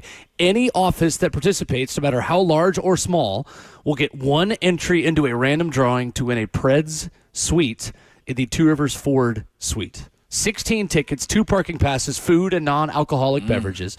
To participate, call Two Rivers Ford, 615-889-9215. Ask for Tammy Jacobs or email tworiversford@gmail.com. tworiversford@gmail.com. Again, that email. And Nash is going to be here at 10 o'clock. Yes, he is. As well, to get the party started. Listen, that is one way to start off the holiday season is an office competition Yes. that you win. Absolutely. And get to go to a Preds game in a suite. Listen, I enjoy the front being up on the glass, but if you can put me in a suite Oh, yeah, that's with food, the perfect way to go. come on, man. The preferred way to y'all go. got to get in on this one. And So- also, if you come see us, don't come empty-handed. Also, bring something non-perishable so we can fill this Ford truck up. You people. You sound like you're going to threaten people that you're going to perish them. 'Cause if they're they don't trying to bring get- non-perishable food items. Yeah, absolutely. They're trying to get ahead of the curve. Holiday season's right around the corner, okay? I got pumpkin stuff up in my house. All right, that's what I'm telling you. It's basically Thanksgiving already, is what you're saying. Get ahead of the curve. Shout out to Two Rivers Ford, man. I love it. To the phone, 615-737-1045. Lem wants to talk about the offensive line. What's up, Lem? What's up, Lem? Hey, 2 quick questions. One, Ramon, you mentioned it takes a few weeks for the offensive line to gel. Does that account for the injuries? Does that restart if and when we get our offensive line back? And then the next question is, we went empty set quite a few times. Does that put more or less pressure on our offensive line? Ooh, all I got. Great questions. Thank you, Lem. Injuries do reset. I think we saw that yesterday. Especially if it's Blake Hans and John Njoku right beside each other. Also, you become the attacked side more than anything. Like, that's just how it's going to go. New guys are always going to get picked on. And, yes, it does reset it. The other side of it being empty, I always put it back on the players. This is a part of your job. Why are we watching them do one-on-ones all day long, Will, in training camp if they can't win their one-on-one blocks? Like, it's a lot of pressure in this, but this is what I always say. The old Dom Draper, Will, you know where I'm going? That's what the money's for. That's what the money's for. Block your man, do your job. A lot of what we're speaking about simply does come down to dudes doing their doggone job. And yes, I said doggone. Do your job.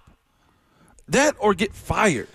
So the state of offensive line play in the NFL is interesting, Ramon, because in a market that was so hot for tackles in free agency this past year, and the kind of market that gets Dan Moore the contract that he got here and $90 million. I see why, yeah. The state of offensive line play, like, is this as bad as backup line play has ever been in the NFL? Because it feels like the Titans also aren't the only team struggling with this. And if you want another example of an 0-2 team that can't scheme around their bad offensive line, the Kansas City Chiefs played a game at home against the Eagles yesterday. Cincinnati Bengals got their quarterback hurt. Now, granted, they scored points, but they also have, Jamar Chase to just throw to and say, yeah, go. I mean, Jets. Did you mention Jets, too? Yeah, right. I mean, the Titans aren't alone in this, but it doesn't make you feel any better. Why is offensive line play so bad on the second line of the depth chart right now, Ramon? Is this a problem unique to 2025, or is this just the way it is in the NFL? Development and being in the same spot for so long. College system's changing to more spreads. Yes. Like, is that part? what is not working in college to allow there to be competitive depth where you can feel like you can put in a backup that can do a job? Because they have to cater to these young guys a little bit too much now. You have to give it to the quarterback, put it in space as quick as you can. I don't care what kind of offense that you're running. More times than not, you're going to throw the ball probably 30-plus times a game, if not 40 times. So it's that side of it, getting the ball out quickly, that's become a little bit more problematic for the art of pass protecting. They're finding ways in the college ranks to scheme teams up so that the offenses are more powerful. And I'm not just talking about Tennessee's offense. You go back and look at Georgia's this past Saturday, too. They are doing the exact same thing with Gunnar Stockton, getting the ball and going. And also, I got to give credit to the defense. I feel like the defensive changes in college and the NFL have, I think, leapfrogged the offense, meaning they're going to more physical, more speed, more power. And we're watching right now more offenses get to more finesse. It's not many lines in NFL. Philly might be one of the ones that have inherited and embraced being physical and pass protecting. Right. It ain't many outside of that one. I think Buffalo, also, although Josh Allen doesn't help it by going outside of the pocket, Buffalo, Philly, Baltimore look like they got right this year with their offensive line. But it's not many that embrace hitting somebody every single. Denver, yes. Denver is another one. And, of course, we got to see out Atlanta, I'd put in that too. Atlanta. But also the physicality of training camp. I'm not sure if we're seeing that often. Because training camp's not as physical as it used to be. Yes. Yeah. I don't want to say you can cakewalk yourself into a backup position, but it's a whole lot easier. Easier than it used to. Yeah. Yeah. You had to out-physical people often. And now that we're not a run-first league anymore, those guys can go underneath the radar sometimes. Like, oh, he's a big athlete. Screw the big athlete. Give me a big monster. Let's go to Thomas up next, 615-737-1045. What's up, Thomas? What's up, y'all? I hate I got to call in all the time, but the Titans didn't do stuff bad all the time. I want to call so much. But the play calling is, let's be honest, I hear a lot of biasness. This play calling is horrible. Like, it reminds me of Coach Klein on Waterboy. Like, what's horrible about it? What do you want to change? The scheming is bad. Like, I don't know if you've seen, unless you turned it off already, but there was a few plays yesterday where receivers were in the same exact spot. And that's bad scheming. The offensive line can't block a call. Like, they suck. Like, everybody sucks. The rookies are playing better than pretty much everybody else on the team. That's one positive I can take out of all of this. The offensive line is just not good. But, I hang up and listen, but Callahan he got to get up out of here, though, sooner rather than later. For the call. That's the first one of the morning. Callie's gone. So, do you agree with that? The play calling, I will say the play calling of wanting to establish the run yesterday, I thought was solid. I thought their inability to stay on schedule is what made the play calling a little bit more spotty, though, too. Like, being in 2nd and 2 versus going to 2nd and 7 and trying to run for those extra 5 yards that you just lost becomes a little bit harder when teams know what your tendencies are in those moments, too. The route tree side of things, man. I don't think that's as big of an issue because I don't think Cam is getting to his second read very much. I saw it yesterday in the stadium, and to Thomas's point, saying he didn't know if we turned the game off. I was at the game. I watched it. I'm on Titans radio. I'm not turning the game off. I feel you, Thomas. We're never going to turn the game off. Yeah. So let's just get that out of the way first. But there were times where, yes, check down options were available, and Cam is bailing out of the pocket and making plays with his legs. Mm-hmm. Sometimes that's a great thing and results in the touchdown to Elikai Manor. Sometimes you're going to take unnecessary hits or you're going to scramble unnecessarily when you have a 5 to 10 yard check down option open. And that's just a part of Cam Ward learning how to play NFL quarterback and having the processing speed to get to his second read. My concern is that he's getting so used to having to bail so quickly because of this offensive line's inability to protect. Yep. He's not going to learn how to go through reads when he feels like he's constantly running for his life. I agree. That's a problem for this offense. That's where you get happy feet. That's where you start thinking outside of yourself. That's where we talk about a line or a team, quote-unquote, breaking a quarterback. Now, that's not a concern yet. it's something to monitor. This is who absolutely love this excuse? William Levis. Let's go down the list. I mean, Marcus Mariota had the same issues. Ryan Tannehill at times had the same issues. Yeah. Will Levis. Will created a lot of these issues because Will would just drift into pressure. I don't see Cam doing that quite as much. Yeah, with the line he got in front of him. But yeah, I mean, there are a long list of quarterbacks that would raise their hand and say, well, yeah, I had the same issue. Oh, well, I would agree with that. I mean, Daniel Jones right now in Indy looks a lot better with a competent offensive line in front of him. To your point, he's standing in the pocket. Yeah, he's looking down the field because he's afforded that luxury. And his lack of arm strength doesn't matter because he's got guys that can get open on intermediate rounds. This is what's happening is exactly what you don't need as a franchise. You got a guy in Cam Ward that all this fan base feels like he could be the dude, and in year one it doesn't look like you're allowing him to prosper. Mm-hmm. And here's the other part of it: a lot needs to be done, not just this year, but years after this, to make sure that this doesn't become the norm. Right. So Cam Ward talked about it yesterday post-game when asked about what's not working, why can't they be consistent on offense. He also was talking about penalties when he meets with the media right here. I think that's the biggest thing about us right now. Every time we get behind the sticks, we end up shooting ourselves in the foot. Whether it's we got a point, whether we're not ending with points, I think the biggest thing is us staying behind the sticks. And I think the stuff that I noticed about is that, especially in the NFL, it's hard to overcome that. We got to stay above the sticks, stay on schedule. And, the more we do that, the more successful drives we have. No, you don't want to overreach, and you're going to stay within what you're asked to do. But how much more do you feel like you're capable of doing? Well, I think I'm capable of a lot. Coach Callahan, he's gave me, a lot of authority. So I want more of it. And that's the relationship that, me and him are just building every day. He's only called 2 games for me. I want him to call a lot more games for me. He's one of the coaches who's going to do his best for his players, get his players in the right situation, run game, pass game. And, we just continue to grow. I think that's the biggest thing. How would you grade Cam Ward yesterday, Ramon? You don't have to give a letter grade specifically. Just how'd you feel about his game? I thought it was fair. I want to blame, 55% completion percentage is not that good, but is that more him and his wide receivers in those moments? Had another drop from Calvin Ridley. Another drop. It's just not good. I would probably go C-. The score, the game dictated that too. I think he's a little better than that. Probably give him a B-. For his efforts, you say? That play in the end zone to Ellick is enough to at least bump you up a letter grade for me. With me, it's almost like an incomplete assignment for the most part. I don't know what he fully is yet until we see them surround him with a game plan or just guys step up to where you feel like he is asking them to go. So I'm going to hold him at a C- just based off of what his end of results is for me. I think it is surprising Calvin Ridley's lack of production so far. I expected Calvin to be a bigger part of this offense to start the year. He's losing at wide receiver 1 title, I feel.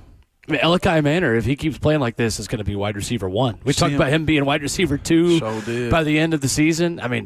Elikai Manor is the bright spot of that offense right now, in the way that he's playing. Yep, and this terrific team, yesterday. I figured we would talk about this. His team feel like it's been led by young guys. Yeah, like even 100% Chimray, on DK, both sides of the ball. Chimray has an opportunity, man, especially starting with yesterday on the callback of being a Pro Bowl returner as a rookie. Yeah, he deserved to have a touchdown yesterday. As a Pro Bowl it was returner, stolen from him on a terrible call by John Hussey's officiating crew. As somebody that's supposed to know the rules, myself. Yeah. That was a correct call.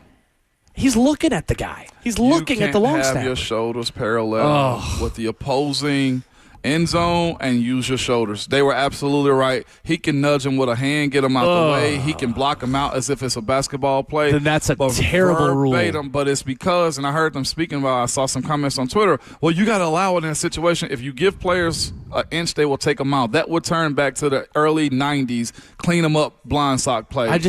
I don't understand how you could have a blindside block and there's no blindside. I know. Like the long snapper is looking at Cedric Gray. It was Cedric that turned his shoulders facing his opposing sideline. Basically, they don't want you lining players up in situations like that. On guys that I've seen get absolutely murdered on interceptions. Yeah, right. It's ridiculous to me. I'm with you. But that is the rule. It sucks. So yesterday, talking about getting behind the sticks, the Titans, Stoney Keeley's the one that did the research on this in week 1, averaged 3rd and 11.5 in week 1. Yesterday, they averaged 3rd and 8.5. Walking it down just a little bit. 6 of 15 on 3rd downs yesterday. The Titans converted 3rd downs of 3rd and 9, which was the touchdown to Ellick on 3rd and goal from the 9. 3rd and 7, 3rd and 1 twice, 3rd and 4, and 3rd and 6. Their overall 3rd downs, they did not convert yesterday. 3rd and 23, 3rd and 5, 3rd and 3, but they got the 4th down after it. 3rd and 12, didn't get it. 3rd and 13, that was after a John Ojukwu false start, one of 2 that he had in this game that pushed him back. 3rd and 13, couldn't get it. 3rd and 5, incomplete to Aya Manor. 3rd and 15, and 3rd and 10. Those are the 3rd downs they were stopped on. This team cannot help the opponent beat them. The penalties, the pre-snap stuff, the ineligible man downfield on Kevin Zeitler, the holding penalty against Dan Moore where he still gives up a sack despite being called for a holding penalty. This offensive line has got to get it together. And there is not a play caller in this league that would be able to do much considering the play that you are getting from the offensive line right now. They know it. Brian Callahan knows it. I think Bill Callahan knows it.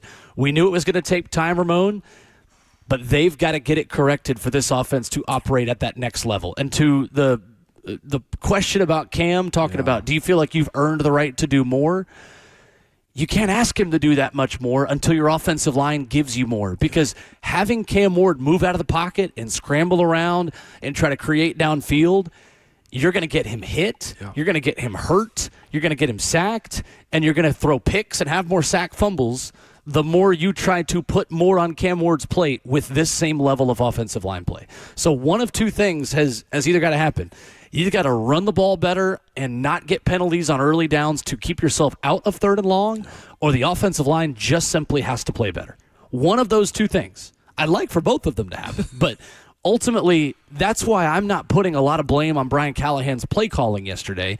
There are not a lot of play calls on that sheet for consistently being in 3rd and 12. No, it's 3rd not. and 13. And it's on, I think, this team and the leadership on this team to cut out the penalties and keep them out of those situations.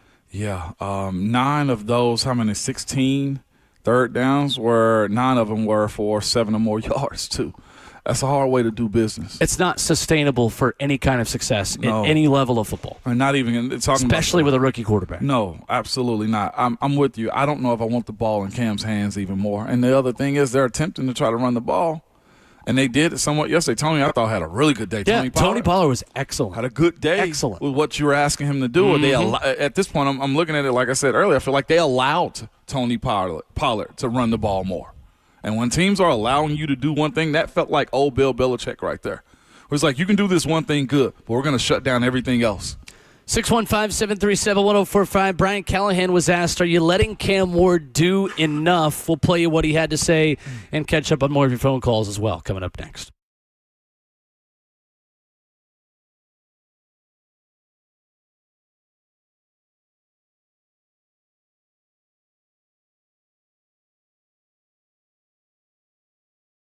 It's Ramon Foster for Jewel Roofing and Exteriors, man. They are a trusted family-owned Middle Tennessee company, has been serving from Clarksville to Murfreesboro for over 25 years. They stand up by building relationships and earning trust through referrals, never through high-pressure tactics, door knocking, or storm chasing. I know a lot of you probably thinking or concerned about how can you afford a roof, man? Well, I'm telling you this. One, you go with a trusted company, and they are local and licensed here in Nashville. They provide clear estimates with no surprise fees, and they offer flexible financing options so you can get the roof work you need without the delay. Builders and homeowners trust them, and you can too, man. For a roofer that you can count on, simply call this number. Go ahead and put it in your phone, 615-868-9999, or visit jewelroofing.com. That's Jewel Roofing with 2 L's.com.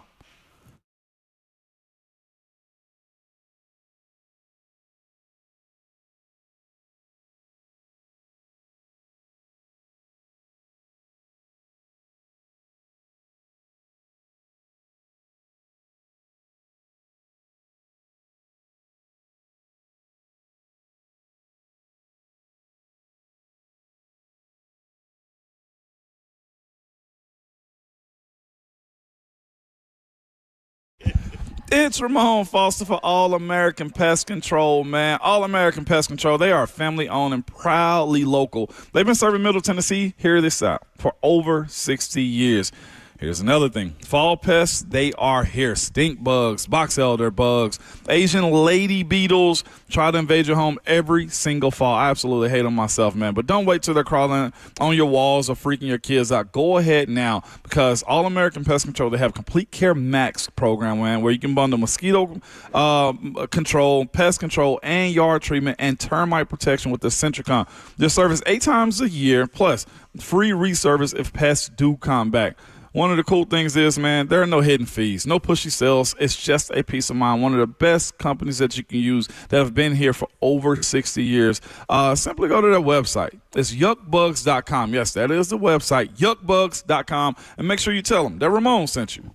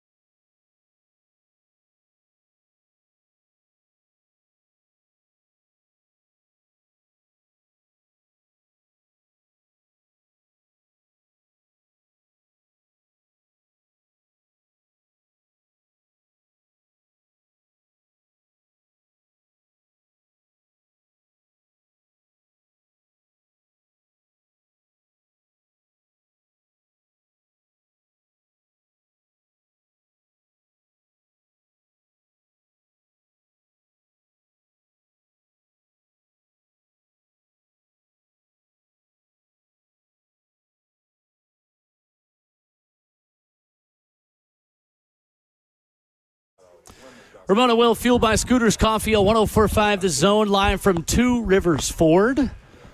Ramon Foster and Will Bowling. Fill a Ford until September the 30th. Bring non-perishable food items to those in need. here in this beautiful F-150 that's right in front of us. Platinum. You can bring some non-perishable food items there. Robert Walsh is here with applesauce. Yeah, he was. Just an applesauce box. It was cream of mushroom soup he had. Cream of mushroom soup. Yeah, and some Bush's baked Fantastic. beans. All right, Yeah, great. he did. Non-perishable food items, what we need today. 615-737-1045. Brian Callahan yesterday was asked, are you letting Cam Ward do enough? And Callie had this to say. Yeah, we keep getting stuck in the fringe. You know, we've had some sacks there, some backward plays, just haven't gotten enough cracks at it. I don't think so. I mean, we're also being mindful that the two fronts that we've just played, you know, we're trying to keep some semblance of protection there. And if you drop back every play against those fronts, that's going to make for a long day. It's hard enough as it is already. So I would say no, probably not at the moment. But as he keeps getting more comfortable and we keep learning to protect better, we can keep trying to push the envelope. It's Brian Callahan yesterday. Again, it's what we keep talking about, and that was in reference to a question about going forward at the end of the second quarter and trying to take a shot. There's just not a lot you can do with the level of line play you're getting right now from this team. Or guys' inability to beat their man like that. That plays a part in it too. He's specializing. Well, these guys I think are figuring him out, Cam, also to where they're seeing the way he wants to throw the ball. Their eyes are going backwards to watch him throw the back shoulders. The comebacks need to be a part of it, but it does come man to a man whooping your guy and route running too. Like they got to specialize in that. Mm-hmm. I think we're realizing there's a lot more to be done. Yeah, I mean, we knew it. We knew it. These first 2 weeks were always going to be tough against two really good defensive fronts with a rookie quarterback and an offensive line that's not played together. On top of getting injuries early, too. And then, you lose the right side of your line, Yep. which was a major part of this rebuild for this season. And Lloyd Cushenberry is going to get better as he plays more and gets back from his Achilles injury. Doesn't look like himself yet, but that's going to take time. That was to be expected. It's the reality of where this team is as it rebuilds and reshuffles the deck to try to pull up an ace. Right now, you're getting the 3 of hearts. You're getting the 4 diamonds. It's going to take time to get this offense to look functional.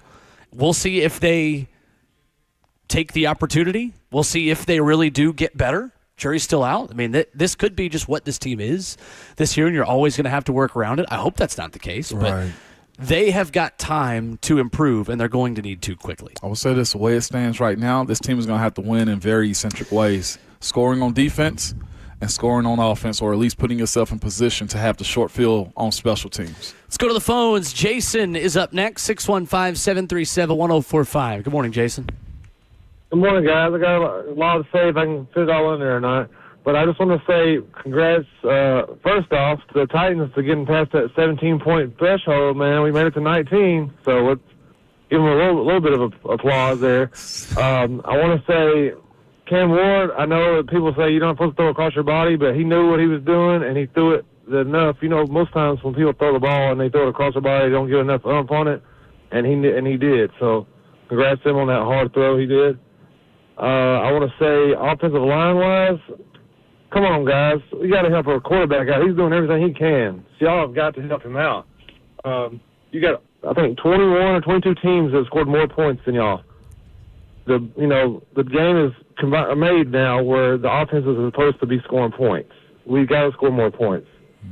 And where the defense is at, bro? There's like hardly any teams under like 10, 15 points. Like where's our defenses at for the league? Y'all are supposed to be professional football players. You're letting the offense score way too many points. 40, 50 points, like that's too many games with that many points scored. Yeah. Yeah, it's exciting and fun, but like you're Ramon, your defense. Come on, man.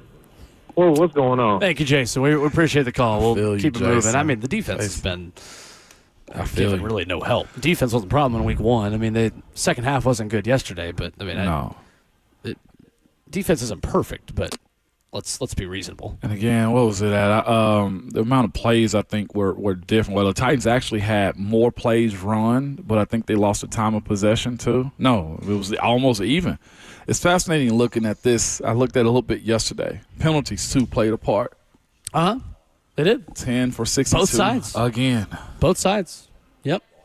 We're here at Two Rivers Ford in Mount Juliet asking our community to fill a Ford with non-perishable food items. There is an office challenge where you can email tworiversford@gmail.com. You can call Two Rivers Ford right now, 615-889-9215. You can enter the office challenge. Any office that participates will be automatically entered to win a catered Pred suite for 16 people. Ramon, we have our first competitor for the office challenge. From Stringfellow, Nadja is here, dropping off some non-perishable food items. Nadja, what's going on? Welcome. Good morning. How are you guys? We are good. You are accepting this challenge, the office challenge? I was listening to the radio to you guys this morning on the way in and decided, you know what? I'm going to go by and I'm going to accept this challenge. I love it. Love it. Good stuff. 16 seats. I'm a competitor. Yeah, absolutely. See, this is one of them situations where you feel like, all right, boss, you're working us way too much. We need something fun, right? Yeah. Now you get it. We're presenting to you, and Nadja pretty much says she's got to jump on everybody that's in this competition. Yeah. What's the company again? Stringfellow. Stringfellow. Yes. So y'all catch up. Nadja's here submitting her company. So get with getting it started. 16 seats, food, no alcohol, but you can buy your own alcohol, okay, in the suite. Okay. So catch up. Absolutely love So that. you want to get to that Preds game? I do. I want to go to the Preds game, and I want to take 16 of my coworkers love with it. me. See what I'm saying? Let's go now. Well, thank you for coming by. Thank you guys for having me. Yeah. All right. Appreciate you getting the party started. I feel like there's one person that's going to want to go with Nadja and Stringfellow, and that's Ron Slay, because he just wants to put his chest on the glass. Keep him. If we can be in the 16 people, then we might also contribute for Stringfellow here. Paul and Allison, can we get in on this? Yeah, come on. What are we talking Legitimately. about? Like, I'm at this point, like, I want to go party with Birdie. We had those turkey legs. You got to get a turkey leg. A turkey leg. Oh, my God. So very easy. Come by Two Rivers Ford like Nadja has here at Stringfellow and fill up this Ford non-perishable food items. Thank you so much. Thank you. Appreciate you coming by. All right. Party started. Office challenge has begun. Absolutely. 16 people for a Preds suite. Nash is going to be here at 10 o'clock. You went in on this. Yeah. Good stuff. All right. College football hour in hour 3. Tennessee and Georgia, Vandy and South Carolina. TJ Lagway threw another pick since the show started this morning. We'll dive into all of it, plus your Titans phone calls in hour 3 next.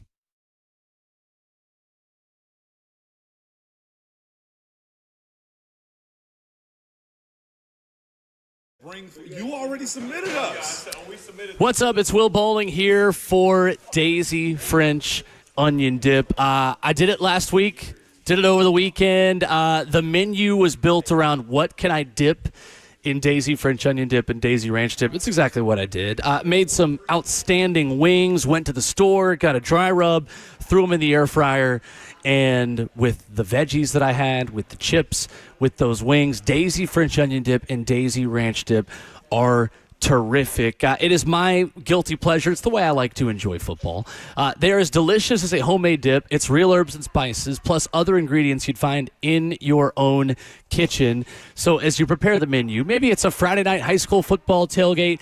Maybe you're just hanging around the house watching games on Saturday or Sunday, maybe in prime time tonight with more pro football coming up. Make sure you stop by your local grocery store and pick some up. Daisy French Onion Dip, Daisy Ranch Dip at a grocery store near you.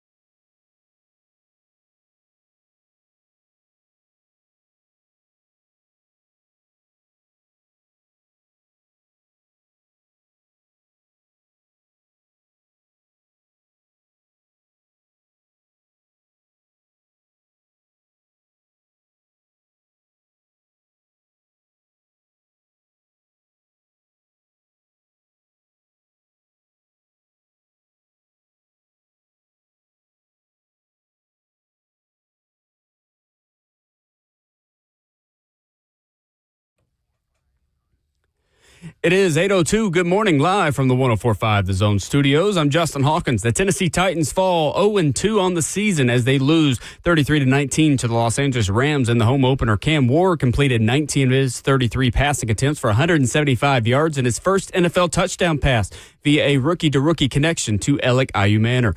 The Rams outgained the Titans 439 yards to 252. The Titans also allowed 5 sacks on the day, bringing their total to 11 sacks through 2 weeks of play.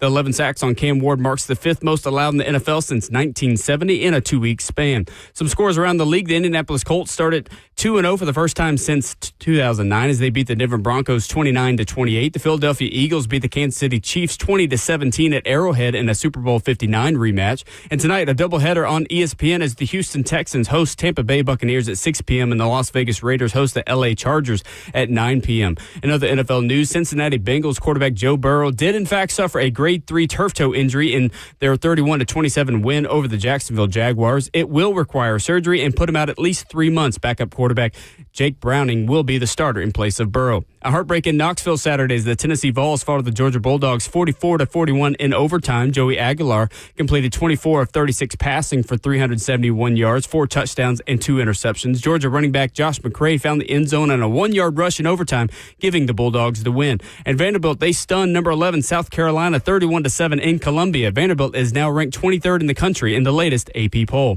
For all your foundation repair and waterproofing needs, you've got to go to USSTN.com. Breaking news at once on your home for the Titans and Vols. This is 104.5 The Zone.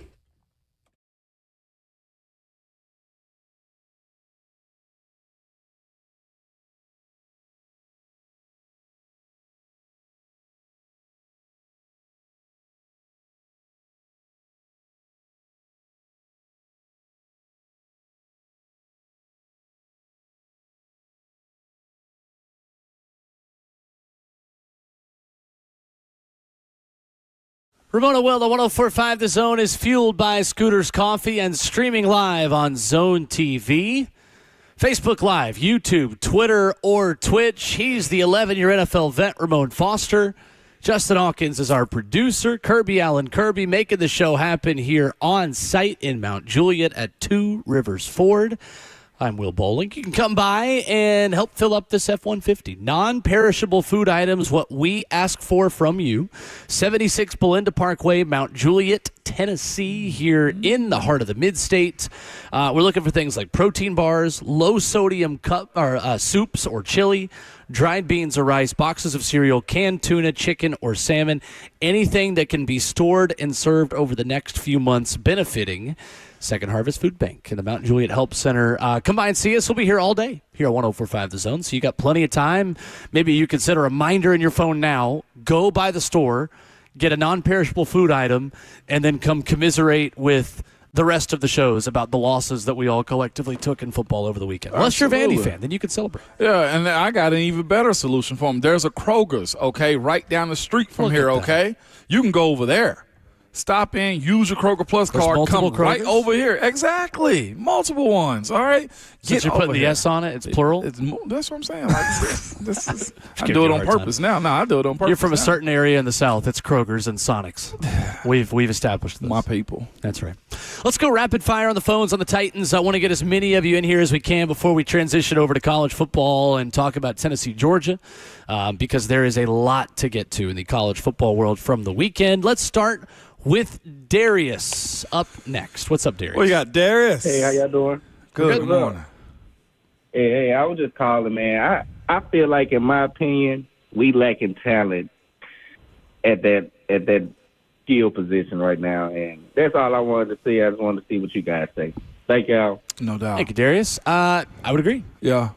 I think at this point, you don't have, Ramon, a line that can block long enough for these receivers to get open. Yeah, and that's the other part. You either got to block them long enough, you got to have the skill guys. You got to get open quick. Yep. Yes, I agree with you. I think there's a lot of hope, and hoping that your guys can do that. But of course, if one don't match the other, then you're screwed when it comes time for those guys to make those types of plays. There are separators in this league. Everybody's in the 1%, 2%, but there's a separation of the ones at the top too. Let's go to Keelan up next, 615-737-1045. What's up, Keelan? Hey, good morning, fellas. I like the comment that Peter Skrymyster said yesterday during the press after the game. Basically, he said it's not that hard to not commit penalties. And he seems like the only one that's really locked in to me. But, Ramon, I got a question for you. Is the difference between an elite offensive lineman and an average offensive lineman, is it about skill and technique that can be taught, or is it more about the mentality and preparation or their willpower to do it? And how much of that comes from the coaching versus the player's mindset? I'm going to be honest with you. One, I hate saying that's a great question, but it is. A lot of this type of stuff does come down to the mind and to the heart. Like, legitimately, what are you willing to do not to lose? Guys, I've seen numerous guys have buku's amounts of talent, and they can't figure it out. They can't think the way you want them to, or they're too soft in their approach of being good or consistently being good. It's hard to stay good and to have a pride of, look, I'm not about to get embarrassed out here. I don't think there are any, like, mentally weak guys on this line. Like, Dan Moore, I think, gets it upstairs. You just got to go do it. You just can't keep getting beat so quickly along the edge. Like, what is the problem for Dan that you're seeing on film right now? For him, I think the physical side of holding anchor, knowing how to attack. Like, I'm not calling them weak. It's just if they're just going to get pushed around. But there isn't a strain aspect that's involved in playing football.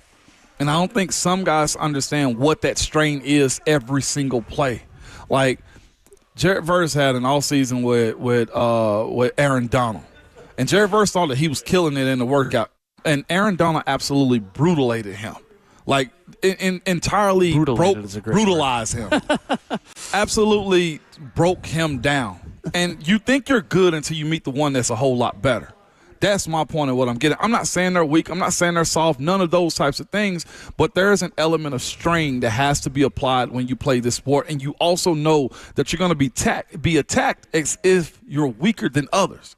Like, I think they look at this offensive line. I saw somebody tweet it out. Like, you see John Ojukwu on that side starting. Like, that's food to Byron Young. And what did he do early? He ate. And then he ate later for dessert. Like, so understanding those types of things, man, like, it's hard for me. And this is my, like, I'm not a 40 guy. I'm as strong as an ox, but it wasn't my, like, the athleticism was good, not great.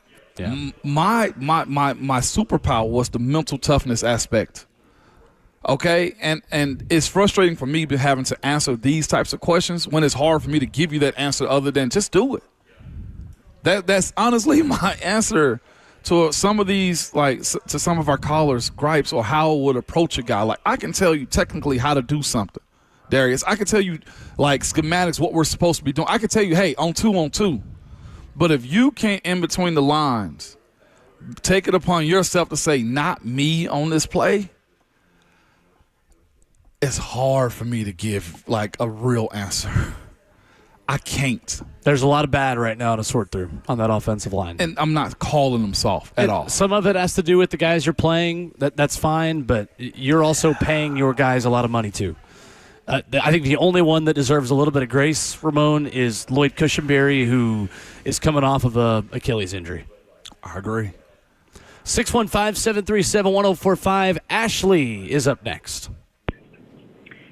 Hey, guys, I am a true optimist about the Titans. I think Callahan can be great. I think Cam can be great. But watching the game yesterday, just kind of interested. I have to remind myself we had the number one draft pick. That means our team is not very good. We've got a lot of young guys that are getting there. But coming back from halftime, just curious, like, that just looked like a completely different team. The Rams made adjustments. We couldn't catch up. And I guess my question is, does that fall on coaching, or is that just our guys just aren't as talented as the other team? Just kind of curious your thoughts there. It's a great question, Ashley. Yeah. Thank you. I think it's a little bit of talent. But, again, situationally, you say the adjustments they made, the adjustments that, well, the play that the Titans kept having was negativity on plays, or at moments where you have them, they convert third downs defensively too, or they march down the field. I think you said, like, was it 70 plays and 70 yards in like 6 plays. Like, those drives, they take a hit, and then at that point, 4 plays, and then at that point, legitimately, like you're I don't want to say you're guessing, but it's hard to go to your script and say, yes, this is going to work. Right. Right. They started to get Puka Nacua and Devontae Adams even more space to operate, especially Devontae Adams. That, to me, felt like the big adjustment in the second half was them getting to him. And then I think the other adjustment that was made, Ashley, was when this became a 2-score game. The Titans had to get in a drop-back passing game, and they are not good enough at protecting their quarterback to be predictable and good. The element of surprise is critical to this football team on offense right now. They can't just drop back and shotgun, go 5-step drop, and protect Cam long enough to find anyone. And some of that's on Cam. Some of that's on him for holding the ball too long or not going to his second read quickly enough or just getting happy feet in the pocket. But ultimately, I think it was the situation of the game. Once your defense gave up a couple of those explosive plays and then the sack fumble gives you a 2-score lead for L.A., it becomes a predictable game, and it's a wrap at that point. Here's the other part. So it is kind of adjustments, but also they forced you to make those adjustments. There was no real stoppage for Devontae. We warned this, though. Yeah. We spoke about, like, you can have your guy, but if you can't protect your guy and the fact that he's also a rookie, too. Yep. Like, there's a gap still to be closed. A commenter on YouTube says they were getting free releases. Most of them were on slants. They weren't always getting free releases. I mean, the stat we gave earlier, L'Jarius Sneed pressed Devontae Adams 40% of the time. He got holding calls on 2 of them. Would you rather give free releases or would you rather get holding penalties and illegal contact consistently? I mean, revisit Jarvis Brownlee last week. If you are too aggressive, then Devontae Adams just going to beat you at the line. And as physical as Puka Nacua is, he's just going to get by you. So you have to vary it up a little bit. And then also, one of those catches, a couple of those catches that Devontae made was coming off the ground. Yeah. You got to give it up catch. to he's right. He's a good player, Matthew too. Stafford is, when healthy, still one of the 5 to 10 best quarterbacks of the NFL. It looked like it yesterday. It sure did. It absolutely did. All right, we're going to shift gears. Coming up next, we're going to talk some college football. I know it's not something we do every Monday. As big of a game as that was in Knoxville, Ramon, it requires us to give it a little bit of time. As big of a win as Vanderbilt had in South Carolina, that requires a little bit of our attention this morning. If you want to talk Titans, you can either hang on with us on the line. You can be first in line at 9 o'clock, or you can call us back at 9 o'clock, 615-737-1045. We will get back to Titans for the entire 4th hour. But, Ramon, we felt like this morning there was enough going on in college football for us to spend some time on it this morning. Absolutely. And Vols fans, call in, give a vibe check. Yep. I like to know. I told you I left full. I'm sure we'll hear more from Georgia fans now than we did last week.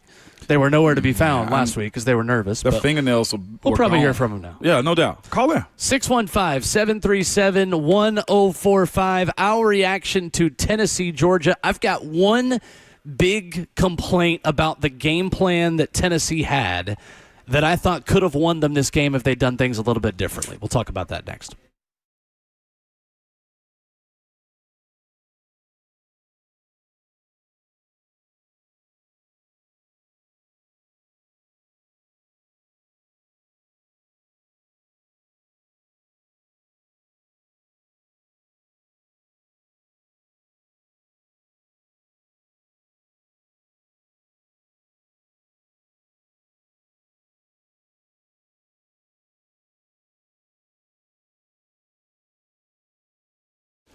If you are looking to relocate and move in Middle Tennessee, make sure you got the very best members on your team.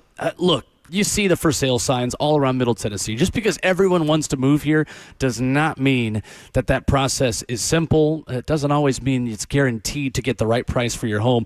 Bernie Gallerani and Bernie Gallerani Realty is going to take care of you. Don't rely on that national agent that doesn't know your neighborhood. Bernie Gallerani understands your goals and knows there's no one-size-fits-all. He guarantees to sell your home in 30 days or less. Otherwise, he'll buy it. No risk to you. Bernie will let you out of the contract at any time. Bernie Gallerani is the real estate agent who has the 30-day guarantee to sell your home. Call him directly on his cell phone, 615-428-2644. You can head online, BernieGallerani.com, the only realtor I've ever personally endorsed here in Middle Tennessee to help you relocate. 615-428-2644, online at BernieGallerani.com. Let's talk about your hair. If you're losing it and desire to have it back, then Advanced Hair Restoration has the easiest guaranteed solution. They're simple. One-day treatment offers life-changing results, man. I've seen it with my own eyes. Guys, it's not magic, but I promise you it's kind of close to it, man. They put hair where you need it the most, and bam, it grows. It's actually science. Advanced Hair has it all. Top-rated doctors, modern technology, and best of all, you get your very own natural hair that begins regrowing the very next day. Advanced Hair even guarantees it will grow for life. So schedule your free consultation now. Their number is 629-348-HAIR. Yes, you heard it right. If you qualify, you'll also get $250 off and 250 free hair grafts. Advanced Hair has changed tens of thousands of lives, and they are the team I personally recommend. So don't wait. Check out their befores and afters online for yourself if you don't believe me. Again, the number is 629-348-HAIR or visit advancedhair.com. Are you trapped in a high-rate mortgage watching your hard-earned money vanish every month? Stop. Right now at Loan Pronto, they are delivering the lowest mortgage rates in 3 years. Hey, it's Will Bowling. Loan Pronto's rate reduction home loan program is a streamlined, low-cost way to slash your house payments by hundreds of dollars a month. Lock in a fixed rate as low as 4.99% APR and close in as little as 2 weeks.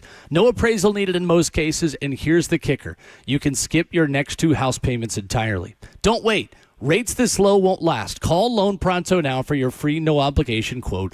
Loan Pronto is amazing. Just imagine lower payments, more money in your pocket, and a fresh start with a better mortgage. Call 615-499-5780 or visit loanpronto.com to lock in your new low rate and skip those next 2 payments. Don't let high rates hold you back. Call 615-499-5780 or go to loanpronto.com right now. Equal housing lender, NMLS 1661781, subject to lender approval, NMLS consumeraccess.org.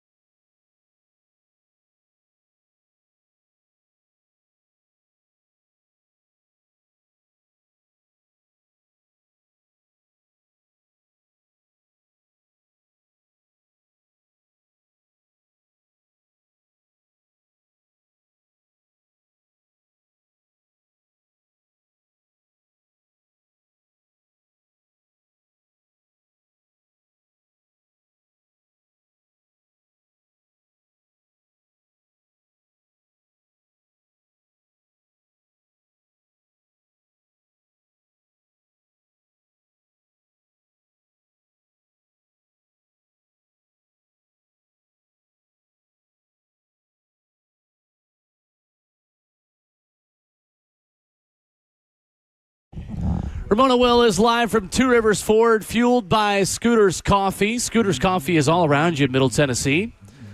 Rivergate, Smyrna, Brentwood, White House, or right down the road where we were fueled by the Mount Juliet location this morning. Yes, we were. Of Scooter's Coffee. 615-737-1045. Shifting gears at hour 3 to Tennessee and Georgia. Georgia 44, Tennessee 41. A missed field goal from 43 yards sends the game into overtime. Tennessee only managing 1 yard on its possession. Georgia putting it straight in the end zone. Ramon, this was a gut punch. As heartbreaking of a loss as you could possibly have as a college football fan. I know there are a lot of takeaways we both have. What is the number one thing that stood out to you about this football game? Talent gap is closing. Legitimately. I'm looking at the plays that were called for how, air quotation marks, gimmicky this offense is. And you held. Not only you held, but you punched. You continue to punch. And you had guys that could make plays for you while punching also. And I thought that was a fascinating approach to how the Vols went into this game, played against a team that's had everybody in the chokehold. And at the end of the day, they choked us into submission by scoring the way they did in overtime. But if you had told me that going into that game against that team with a quarterback who just come out of the portal, that you'd be in a position to win it before going into overtime, you'd have signed up for that type of matchup. If you'd have told me the Vols had an opportunity to score 41 points on Georgia and lost, you would have taken that storyline. Because, again, that type of team with how they built with that coach that set his teams up for the ultimate amount of discipline that they play with, they don't get 40s dropped on them often. The talent gap, for what it's worth, for the non-believers, and I'm sure some people are like, no, but you lost. What I'm telling you is this feels like 21 Bama. When you said, okay, we're close. And not just with Georgia. Let me not just make it about them. That was the most present game. But I think when you look at how this quarterback played and the talent that they have that are continually making plays for them without both starting corners, 2 starting defensive tackles, and you went toe-to-toe with the boogeyman, I left full. It sucked losing. I will not minimize that. I was, at the end of the broadcast, Will, just like, what do I do? I even had to ask Brent Hubbs because I do interviews with the players after the game. I was like, what do I ask them? Like, that was my, like, what do I ask them? Because I know the answers. Like, yeah, coach said you got 24 hours to live this through. Okay, it's not all about the kicker missing the field goal. It wasn't about Max missing the field goal. It was none of those things. It wasn't just one thing. And Georgia was as almost as clean as you needed them to be. They owned the second quarter. That was the biggest thing that I had. They owned the second quarter and showed Kirby that he could run the football. I loved watching them putting the ball in the gunner Stockton hand, even on the 4th down touchdown. That was another one of those moments where the talent gap. You picked on, and rightfully so, you picked on Ty Redmond. Ricky Gibson, you're not doing that. Jamon McCoy, you're not doing that. I expect them to at least win those moments right there. You absolutely, I feel like, for the non-believers in what Josh Heupel and his offense is, or Tim Banks and his defense presents to you, shut it up. I think you got a good enough team with a coach that understands how to play ball in the SEC. I think the takeaway for me, Ramon, is that it's really hard to beat Georgia. I mean, honestly, I think it's that simple. I think it's the fact that Georgia doesn't beat themselves. And at the end of the day, you made too many mistakes to wrap a bow on this one and put it in the win column. That is a false start right before you kick the game-winning field goal. That's little things like pass interference penalties. That's little things that helped Georgia beat you in this game. It's not taking the right angle on a screen to Zachariah Branch where he goes around and scores. It's the little details and fine margins that make Kirby Smart the best active head coach in college football right now, for my money, and makes Georgia the gold standard program in this sport over the last 5 years since Saban won his last national championship. Yeah. You have to be so buttoned up and into the little minutia to beat a Kirby Smart Georgia team. And ultimately, Georgia made less critical mistakes than you did. Here's what I don't want to do this morning. I don't want to change the entire mood and story of this game just because a guy missed a kick at the end of the game. Because I hate when people do this, that when one play goes a different direction, the entire narrative of the game changes.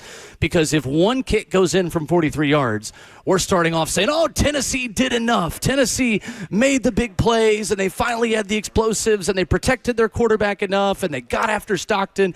They created the turnovers. Heupel game planned it perfectly.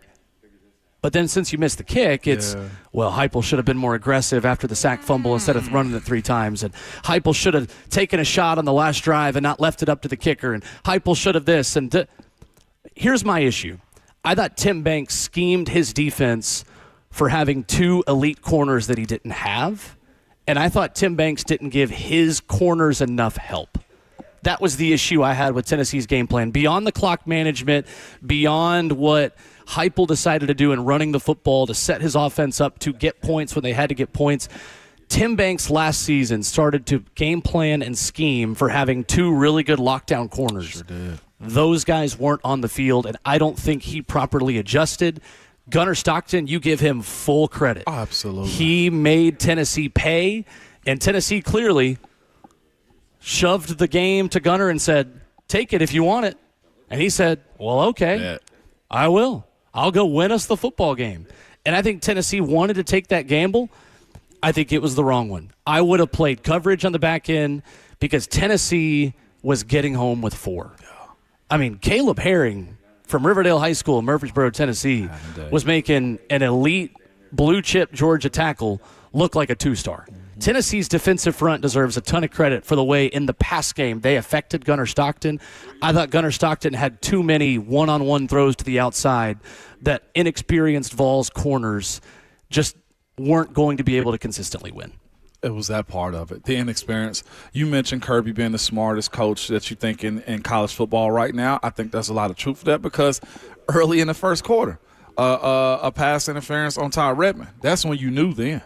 That's when you absolutely knew that he was going. And it's not just about Ty Redmond. Absolutely not. Like you said, there's so many different penalties in general that's got to get cleaned up for the Vols if they're going to compete at that elite level. I thought, like, over the last couple of years, like, Tennessee is teetering tier 1 with the right amount of talent. And I'll also acknowledge this, too. You got to have a specific quarterback. You got to have a quarterback with some steel in him, if you get what I'm saying. Because the way he was able to throw that ball and operate offensively, you didn't get that from Joe. You didn't get that from Nico. You got it from Hendon because Hendon has that type in him. But you got to have a quarterback that's willing to have those type of risky plays. But all in all, back to the defensive side of things, when you look at how Tim Banks loves playing man-to-man, that's the reason his guys go to the league and also do well. Jalen McCullough's doing fine right now, right? You got guys that are proven that they can work in your system or you giving them opportunities. And it's okay because I'll say this. Ty Redmond, the first two games he's played in, has looked as if he was going to play the part. I think now we realize, no, you're still a freshman. Not only but a true freshman. You got to grow. I do think moving forward, he will be good. But it wasn't his day this past Saturday, the way they picked on him, specifically in moments where they had to have it too. The other part for me is defensively. I don't think it's their type defensively for the Vols because they like to rotate so many guys and get them in and get them out. But I do think you need some Georgia-style, Clemson-style, John Henderson type of D tackles. Yeah. Tennessee's got them. They just hurt. That's true too. Give me 2 6'5s, 3 10s. Nah, you needed David Hobbs and Jackson Williams. You know what I'm saying? Like, we go for powerful and quick, and that's why I feel like going into the second quarter, our guy Bert, I can't wait to hear his recap from the past weekend, said he's fallen asleep the way Kirby was able to hold on to the ball and run it. Even going into the third quarter, I feel like, was it third or second quarter, they held the ball for most of the quarter. Like, we didn't get it back to like 7 minutes in at some point. And that can't be allowed. You got to get off the field in those moments right there. That's where I will say, to your point, and we mentioned this earlier, about offensive linemen. How do you get to where you're creating a style of player that everybody can get? Kirby said all this offseason, they went back to full tackle. They went back to more physicality in practice. They went to running the ball every single day, and it showed this past weekend against their first test with the Vols. They were able to run it and got to have it moments, and we couldn't stop it. 615-737-1045, our number. Uncle Bob wants to weigh in. What's up, Uncle Bob? What up, Bob? Good morning, guys. Thanks for taking the call. Real quick, something I need for y'all to do today. I'm looking, bear with me, a clip of an old cartoon, Peanuts, Charlie Brown, and Lucy's got that thing that says, psychiatric help, 5 cents, the doctor's in. Well, I need y'all to help. I mean, it was tough. And Will, you said earlier, yeah, well, I was going to say gut punch. I haven't missed a game in 50 years, either being there, season tickets, TV, whatever.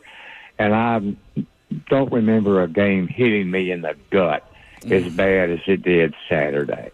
And then I'll let you go. Last thing, I don't understand, and I'm so emotional, but it seemed like it was 7 seconds on the clock. And why didn't we just kick the field goal right there? We had to try to get it in the center of the field, and we get off sides, and then I don't know. But anyway, I appreciate y'all, and God bless.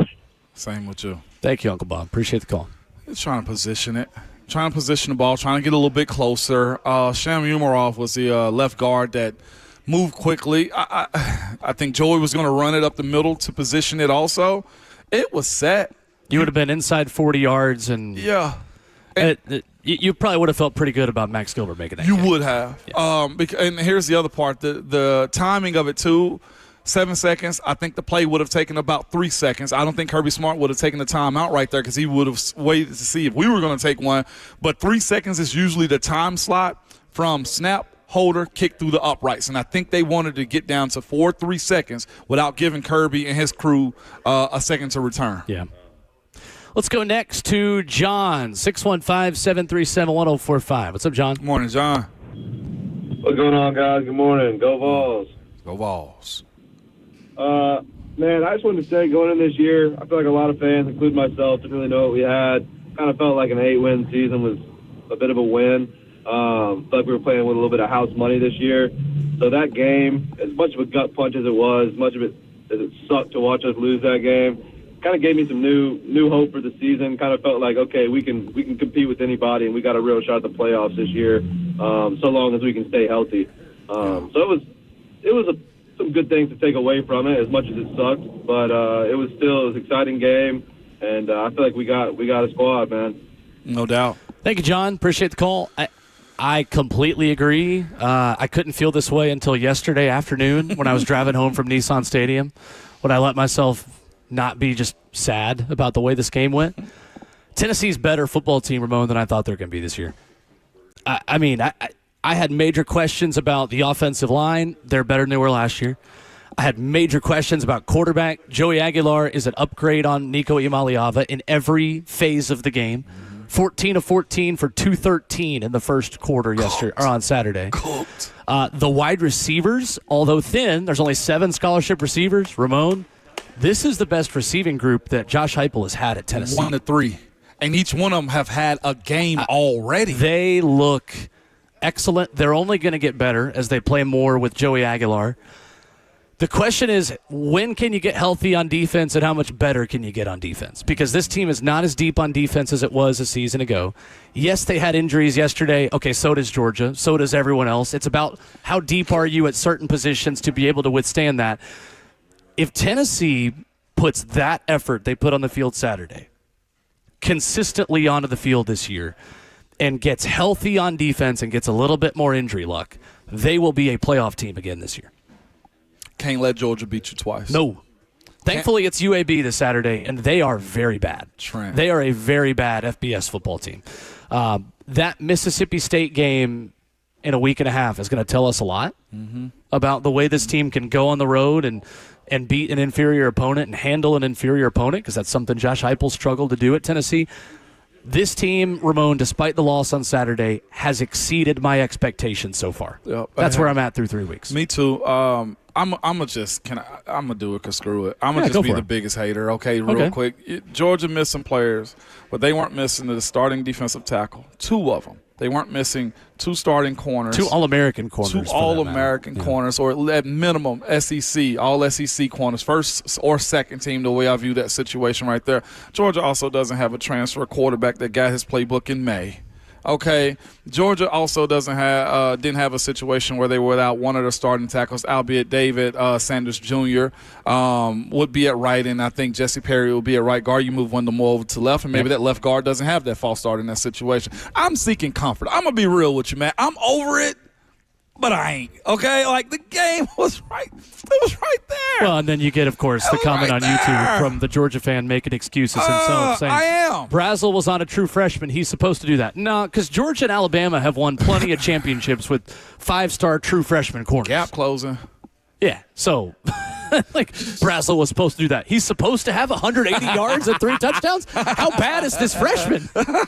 No one is supposed to have 180 yards and 3 touchdowns with a quarterback that he had a name tag on just a couple of weeks ago. Why is it, Ramon? No, I'm going to go there too. Do it, man. Why is it that the team that Tennessee can't beat has to be the most insufferable fan base in the SEC? Why does it have to be Georgia? Gosh, why can't it be Mississippi State? Why can't it be Wake Forest? Why can't it be a program and a fan base that we don't? It's Georgia, Ramon. It's 9 years. It's a streak against the people that just make it so annoying to lose to. So annoying to lose to. Yeah. Gosh, yeah. It's just the nonstop. It is the fan base. You talk to the most people in the SEC. I'm losing my filter here, and I don't care. It is the fan base that 15 fan bases in the SEC hate going up against more than anyone else in the SEC. It's Georgia fans. Congratulations for being the most annoying fan base in this conference. You've achieved something. I aspire to be as annoying as you are sometimes as a home fan. Goodness sakes, man, it's just never ending. It's never ending, isn't it? They act like they just got off government assistance or something. Like, y'all been living high off the hog for a very long time. All right. They don't know about food I respect stamps. it. I'm not even trying to be critical. I legitimately respect the amount of hate that Georgia fans have in their hearts. The Georgia fan base, as far as Saturdays go, they don't know about government cheese, Will. They don't know about Butch, okay? They don't know about going and get Wick, okay? They have bought groceries with cash out of their pockets, and they hid it in Chick-fil-A bags, not McDonald's bags the way we were. They've lived a life of luxury, man. I get it. You can't cry from the yacht in these situations, y'all. I'm giving them their credit. No, they won. Absolutely. And as a fan base, I'm being pretty sarcastic. But I do give you credit because I also think that we need more hate in sports, and you guys got plenty of it. So I really do respect how good the fan base is at just being salty all the time. Kirk has conditioned them. I mean, here's the thing. They fit the personality of their coach and most of the players that play and speed into cars after they play in a red and black uniform. When they've lived in the era of Mark Richt where they couldn't get over that hump, I get it. We're going to be. Oh, they waited on it. 1980 to 20, what was it? 20 was a long gap. 2021 was a long gap. We're going to be the same way. You do what you want when you popping it. I tell Mike, if you don't like it, stop it. Robert on YouTube says, I haven't seen a winning team throw out excuses till today. JJ says, Georgia fans feel the same way about Tennessee fans. I'm sure they do. I mean, this is what makes the SEC We're great. close. Absolutely right. Yeah. Absolutely right. That's a 3-hour drive from Knoxville. All right, coming up, Vanderbilt's undefeated.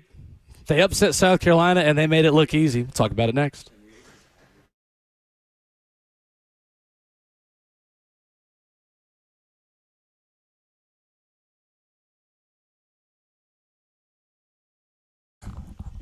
Something amazing is coming to Genesis. It's this weekend, y'all, September 19th, 20th, and 21st. It's their 3-day designer engagement ring event showcasing the world's top 2 brands in bridal jewelry, Tacori and Verragio. Tacori from California, Verragio from New York, both flying in their entire lines, including all new rings for this special event.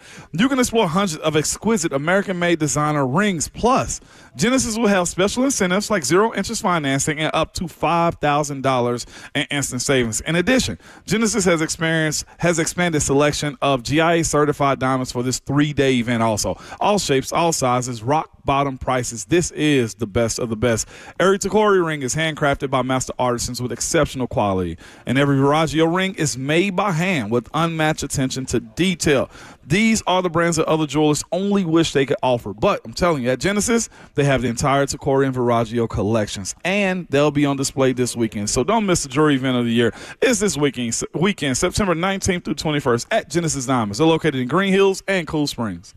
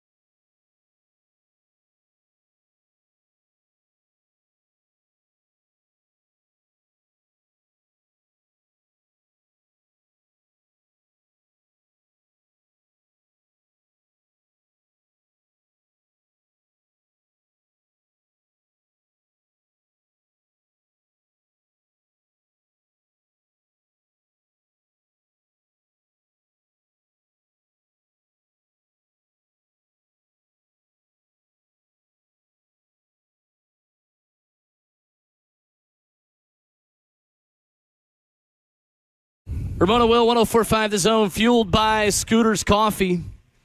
For the first time in 16 games in the series, Vandy beats South Carolina.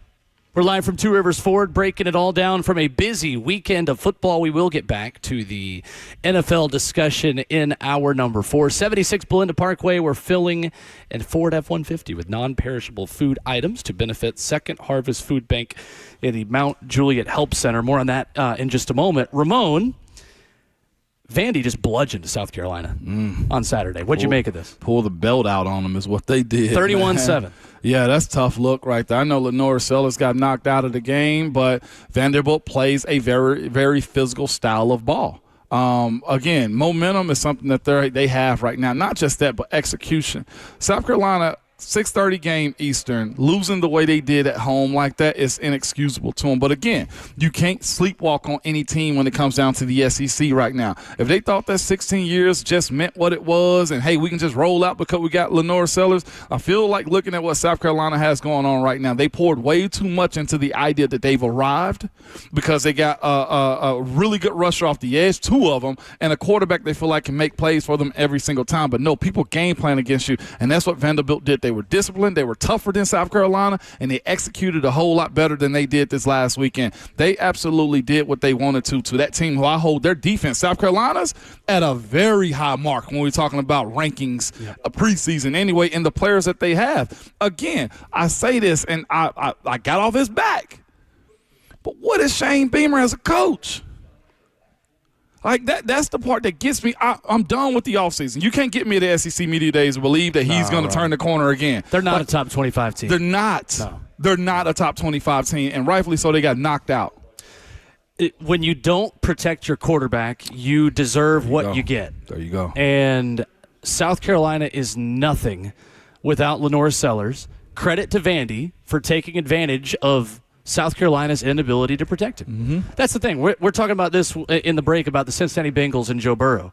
You don't get to play we would have won if our quarterback had been healthy game when your inability to protect your quarterback is the reason why he's not healthy. Mm-hmm. So it's that part of it.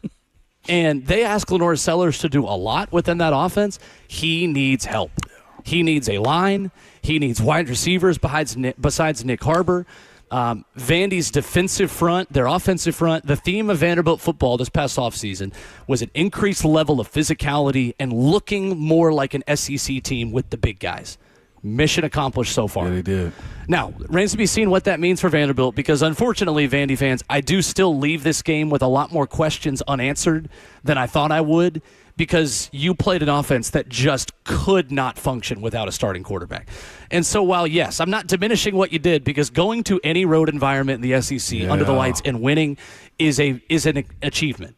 And you can't take that for granted because you haven't done it for a lot of your history as a football program. So I'm not taking anything away from you. I'm simply pointing out, Ramon, I still leave this game with a lot of questions about Vanderbilt that leave unanswered because South Carolina is nothing without Lenore Sellers. He is their entire offense. Yeah. So I don't know what tier of SEC teams to put Vandy in. I kind of still don't know what to do with them because they've played really well this year. Mm-hmm. They've handled their business. You can only play who's on the field. But they haven't played a lot of good on the field yet either. How do you kind of sort through what Vanderbilt is through 3 games of this season? What they are aggressive offensively. They're disciplined. They're improved up front for sure. Yes, and Diego is dragging everybody else with him while also having the ability to play his part of the time. What are they? Spicy is what I call They're them. a frisky, probably 7 or 8 win team in the SEC. Easily bowl eligible. That's how I view them point. now. But there's a lot of they could win 9 games. Why not? I wouldn't be shocked at it at this point with how they're playing. So you go to the opponents. Who have they played? Charleston Southern. They got a thing for South Carolina, don't they? they got a thing. Them just Vanderbilt does at this point. Wasn't it Charleston Southern they beat the first game at home?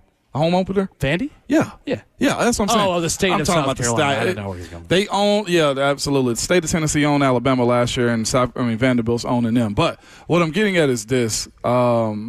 Virginia Tech already fired their coach. Charleston they lost Southern. to Old Dominion on Saturday. Nuts. They lost. And then Shane Beamer has the inability to get his team fully prepared, and you also had the starting quarterback knocked out. I'll say this, too. That's on Vanderbilt for knocking him out. Yeah, I give credit for 100%. that. I give a lot of credit for that, for being more physical than they are at home at night. You know I've bragged about how crazy South Carolina is. Yeah, it's a hard place to play. South Carolina still outgained Vandy in this game, too. 328 to 323. Turned it over 4 times. Frisky is what I call them. I agree. I think at this point, there is still a lot of variation on what Vandy could be this year.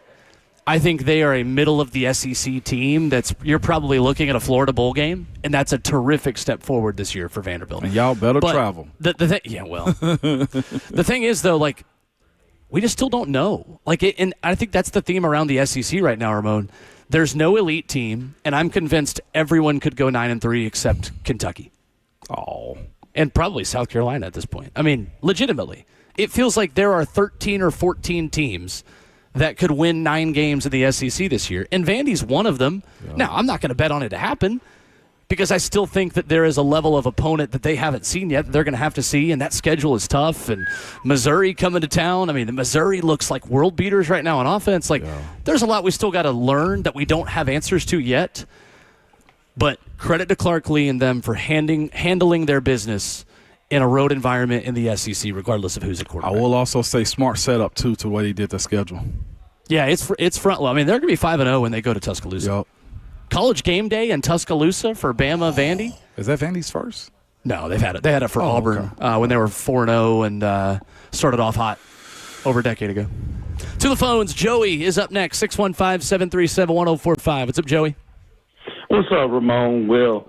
So, you know what, as a big diehard Vandy fan, my Saturday night was awesome and rocking. We held South Carolina 1-3 in the red zone with, the 2 takeaways. And, yes, they did knock Sellers out. But, that shouldn't matter because your backup should be able to play the same way that your starters do or just a level down.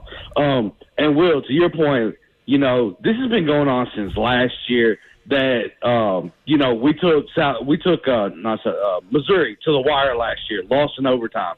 Should have won that game, but Brock Taylor, being a freshman, missed that game-winning kick and then missed it in overtime. So, I mean, we're on the cusp of doing something great. Beat Alabama last year pretty handily, too. Took Texas all the way to the wire, only lost because we didn't get the onside kick.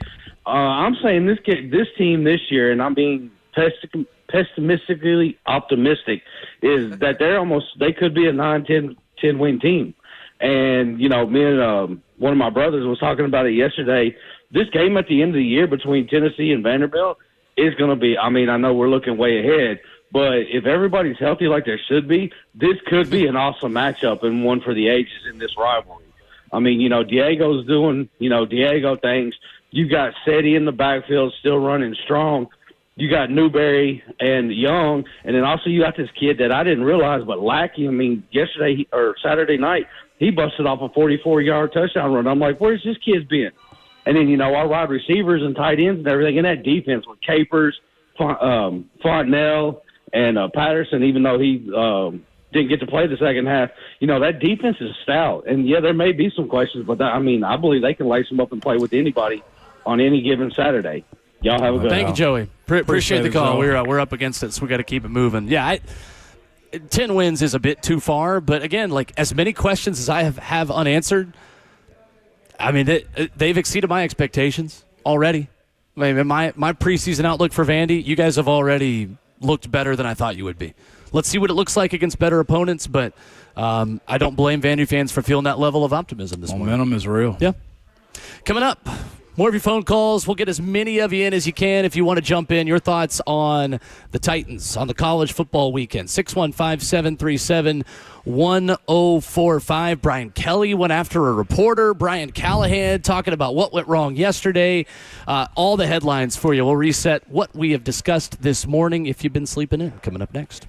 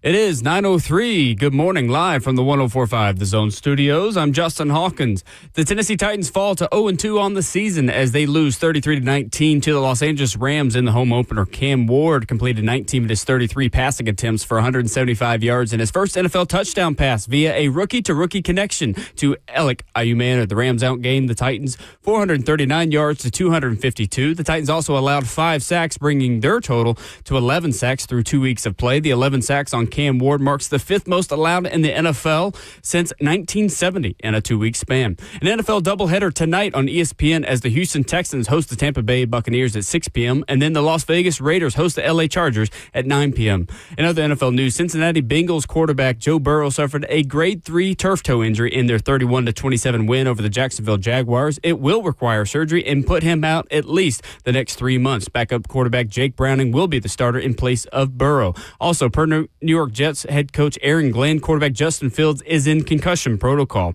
A heartbreak in Knoxville on Saturday as the Tennessee Vols fall to the Georgia Bulldogs 44-41 in overtime.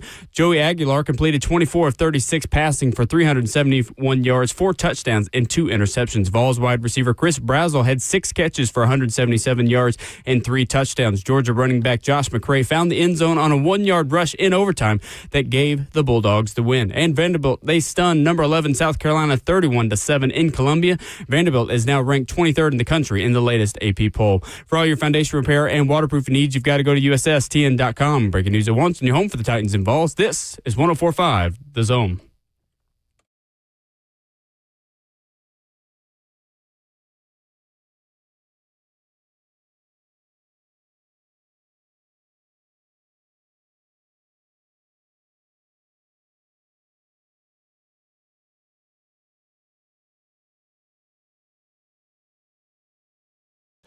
Ramona Will is fueled by Scooters Coffee on 104.5 The Zone. Locally owned Scooters Coffee in Middle Tennessee.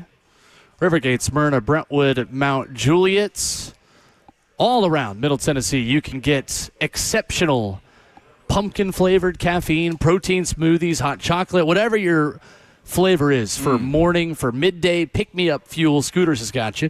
We're here live at Two Rivers Ford at Mount Juliet, asking our community to fill a Ford with non-perishable food items for those in need. Benefiting Second Harvest Food Bank at the Mount Juliet Help Center goes through September 30th.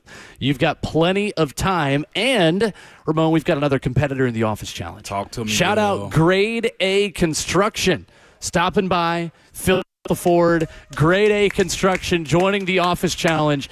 Here's what you got to do. Email tworiversford@gmail.com. They're going to make this so easy for you. So Two Rivers Ford will come to your place of business. They will drop off a box. They will pick it up on the 30th with their social media team to give you a special shout out on that day. Any office that participates, no matter how large or small, it goes into a random drawing for a Predators Suite Night in the Two Rivers Ford Suite. 16 tickets, 2 parking passes, food, and non-alcoholic beverages. Email tworiversford@gmail.com, or you can call 615-889-9215. Ask for Tammy Jacobs. I'm going to be honest, it's probably one of the most creative competitions that you could have. It really is. All you got to do is go to the store, pick up some canned goods, some non-perishable foods, and they will drop the box off Two Rivers Ford and pick it up at the end. And you get an opportunity to win 16 tickets to a suite, plus food, non-alcoholic drinks, 2 parking tickets. Look, all 2 parking passes. All you really got to figure out who's going to take the parking passes. That's right. That's it. Yep. That's it. You can throw a pull cue in the middle of the office and say, we're going to have tryouts. And just see what happens. If you get that movie reference, we are probably close to the same age. Or just really good friends. Or like good movies. Yeah, you just like good movies. 615-737-1045. Titans fall to the Rams 33-19. Tennessee loses a heartbreaker to Georgia. We got Vandy's 3-0. We say this time to time, Ramon, our only guest of Hour 4 is you. Wide open. Rest of the show, 615-737-1045. If you were holding earlier and had to drop off, you can call us back. If you haven't called in yet, we're going to just give you the floor coming up here very shortly at 9:20. 615-737-1045. Penalties were a problem again yesterday, Ramon. Cam Ward was solid. 19 of 33, 175, a touchdown, 82.3 QB rating. He was sacked 5 times. And he showed you flashes. Not enough of a team performance, not enough clean offensive play, too many penalties, too many explosives given up on defense. How encouraged are you, though, with the performance by Cam Ward? It was very encouraging if you can find more stability and consistency. You see those plays that you've seen guys like Aaron Rodgers, Brett Favre, Ben Roethlisberger. I mean, there's a list of guys that you know that have made those types of plays that he did for his first NFL touchdown. I thought it was his style. I thought it was his way to another rookie on this team. You get more guys that have that type of competitive edge that want to continue to show up each and every time after having their faces smashed in and knowing that you're probably going to be in a lesser situation because you got a lot of newness and youth to this team was good. The competitive side is there. The ice in his veins moments are there for him. His ability to accept ownership for bad is by far one of the best things that he could do also as a young quarterback in this league, because you know this, at some point, his demand for them to reach him where he's going is going to be there. He's got to play his role as simply as he is right now and wait for those guys to see it. If they don't, you force them. My old cliche, that metaphor I like to use from time to time, you can lead a horse to water, but you can't make him drink. Well, guess what you can also do? You can drown them if they choose not to. So you either get with me or get left behind. That has to be his mindset, and you see that out of him while trying to hold his composure. You just need more. And I think the guys are there. It's hard changing culture sometimes because in those bad moments, and we saw him do this in training camp too, where there was a turnover or it was an interception. He was like, right back on the line, let's go. Like, you got to have that type of mentality when you don't have as much good as you want to in those moments. And that, I will say, changing a losing culture, that is probably the biggest hurdle to get over, is making people realize just because it's bad in these 5 seconds, don't make the rest of the game look like this too. And I feel like we're seeing that show up time and time. If you were Brian Callahan, how would you try to fix the penalty issues? Because it feels like they are struggling to come up with solutions to the biggest problem this team is facing, which is double-digit penalties in weeks 1 and 2. Public embarrassment either in the locker room, the meetings, or on the field. Guy have a false start, come to the sideline with me. I've seen it done before. Even in the professional ranks. Guys have an issue. Come on over here with me. You need to show. Because, again, like I said, finding somebody $1,500, I'll be honest with you. The world of the NFL and economics, all right, whatever, take your little $1,500 is what they'll tell you. Yeah, it might hurt you and that might sting you, but in the totality of you collecting a $50,000 check every week, man, that don't matter to those dudes. Public embarrassment almost to the point where it's like, listen, and you warn them too. This is our new approach to guys that jump off sides and have these flagrant penalties. I'm not talking about an effort penalty. Pre-snaps, especially. John Njoku, come over here with me. Come stand next to Big Coach. Those are the types of things that you should be able to do without belittling guys. It's to show them we have a small margin of error as far as our team and how it's set up. Your inability to follow our game plan has to be shown, at least on my side, even if it's selfish from a coach's perspective. I'm doing my part. You know the snap count. You're at home. There's no crowd. Come over here and chill with Big Coach for a little while.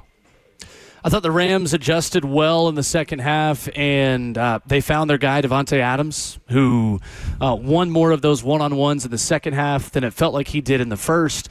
Kind of a busted coverage on the 40-yard gain he has on the wheel route down the sideline where he gets in between the safety and L'Jarius Sneed, and good play design there from Sean McVay. Ultimately, Ramon, the Rams had 8 plays of 20-plus yards. Yeah. The Titans had 3. 21 unanswered from the end of the third quarter to the middle of the fourth. The sack fumble took you out of this game where you gave up plus field position to L.A. There in the third quarter. It's just always going to be hard for this team to come back from big mistakes and changes in possession like that against a really good football team. And it doesn't help you feel any better about the loss today, but it's just the fact of the matter, Ramon, is that the Rams are a really good football team. They are. Speaking of the 2 sacks, I was looking at Byron Young's a second ago, too. Those, to me, were just effort sacks, too. The second one specifically, I thought Cam was under a little duress, but Byron Young outplayed John Njoku over that play. Yeah. And he honestly, he just found a lane. And Ajuku was just, I don't want to say he was chilling, but he dropped his guard a little bit. And Barton went in for I think he went in just for the ball. I don't even think he went in for the hit. Right. And lo and behold, he gets pushed up, and you got a turnover in moments you could not have because there's plenty of time to be had to go make and get a drive going. And that's what I mean by sometimes. You asked me earlier, how quickly can you teach a guy? How quickly can they change their mindsets? And I say, the string of not being embarrassed by the opposing player. That, to me, you can watch all the tape you want to, but until you make it a point to put your foot into the ground and say, not on me, we're going to continue to see this problem show up. Yep. And that goes for Dan Moore on the other side, too, and anybody else that's continually opening the gate to get Cam hit. What have we learned about the Tennessee Titans through the opening 2 weeks of the season? 615-737-1045. Open for your phone calls and our thoughts on that question coming up next.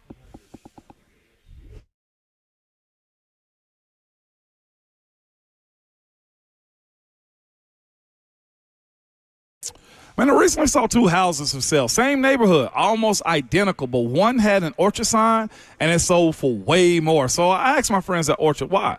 The first house used a traditional agent. After weeks of price drops and frustration, they simply settled for less than they hoped. The second homeowner, they chose Orchard and got more. Their local Orchard agent didn't just list the home, they marketed it. They knew exactly which upgrades would attract serious buyers and brought in a pro to handle everything. And even more, with Orchard's Move First, Sell Later program, the homeowner moved into their new home before the old one even hit the market. They skipped all the hassles and showings.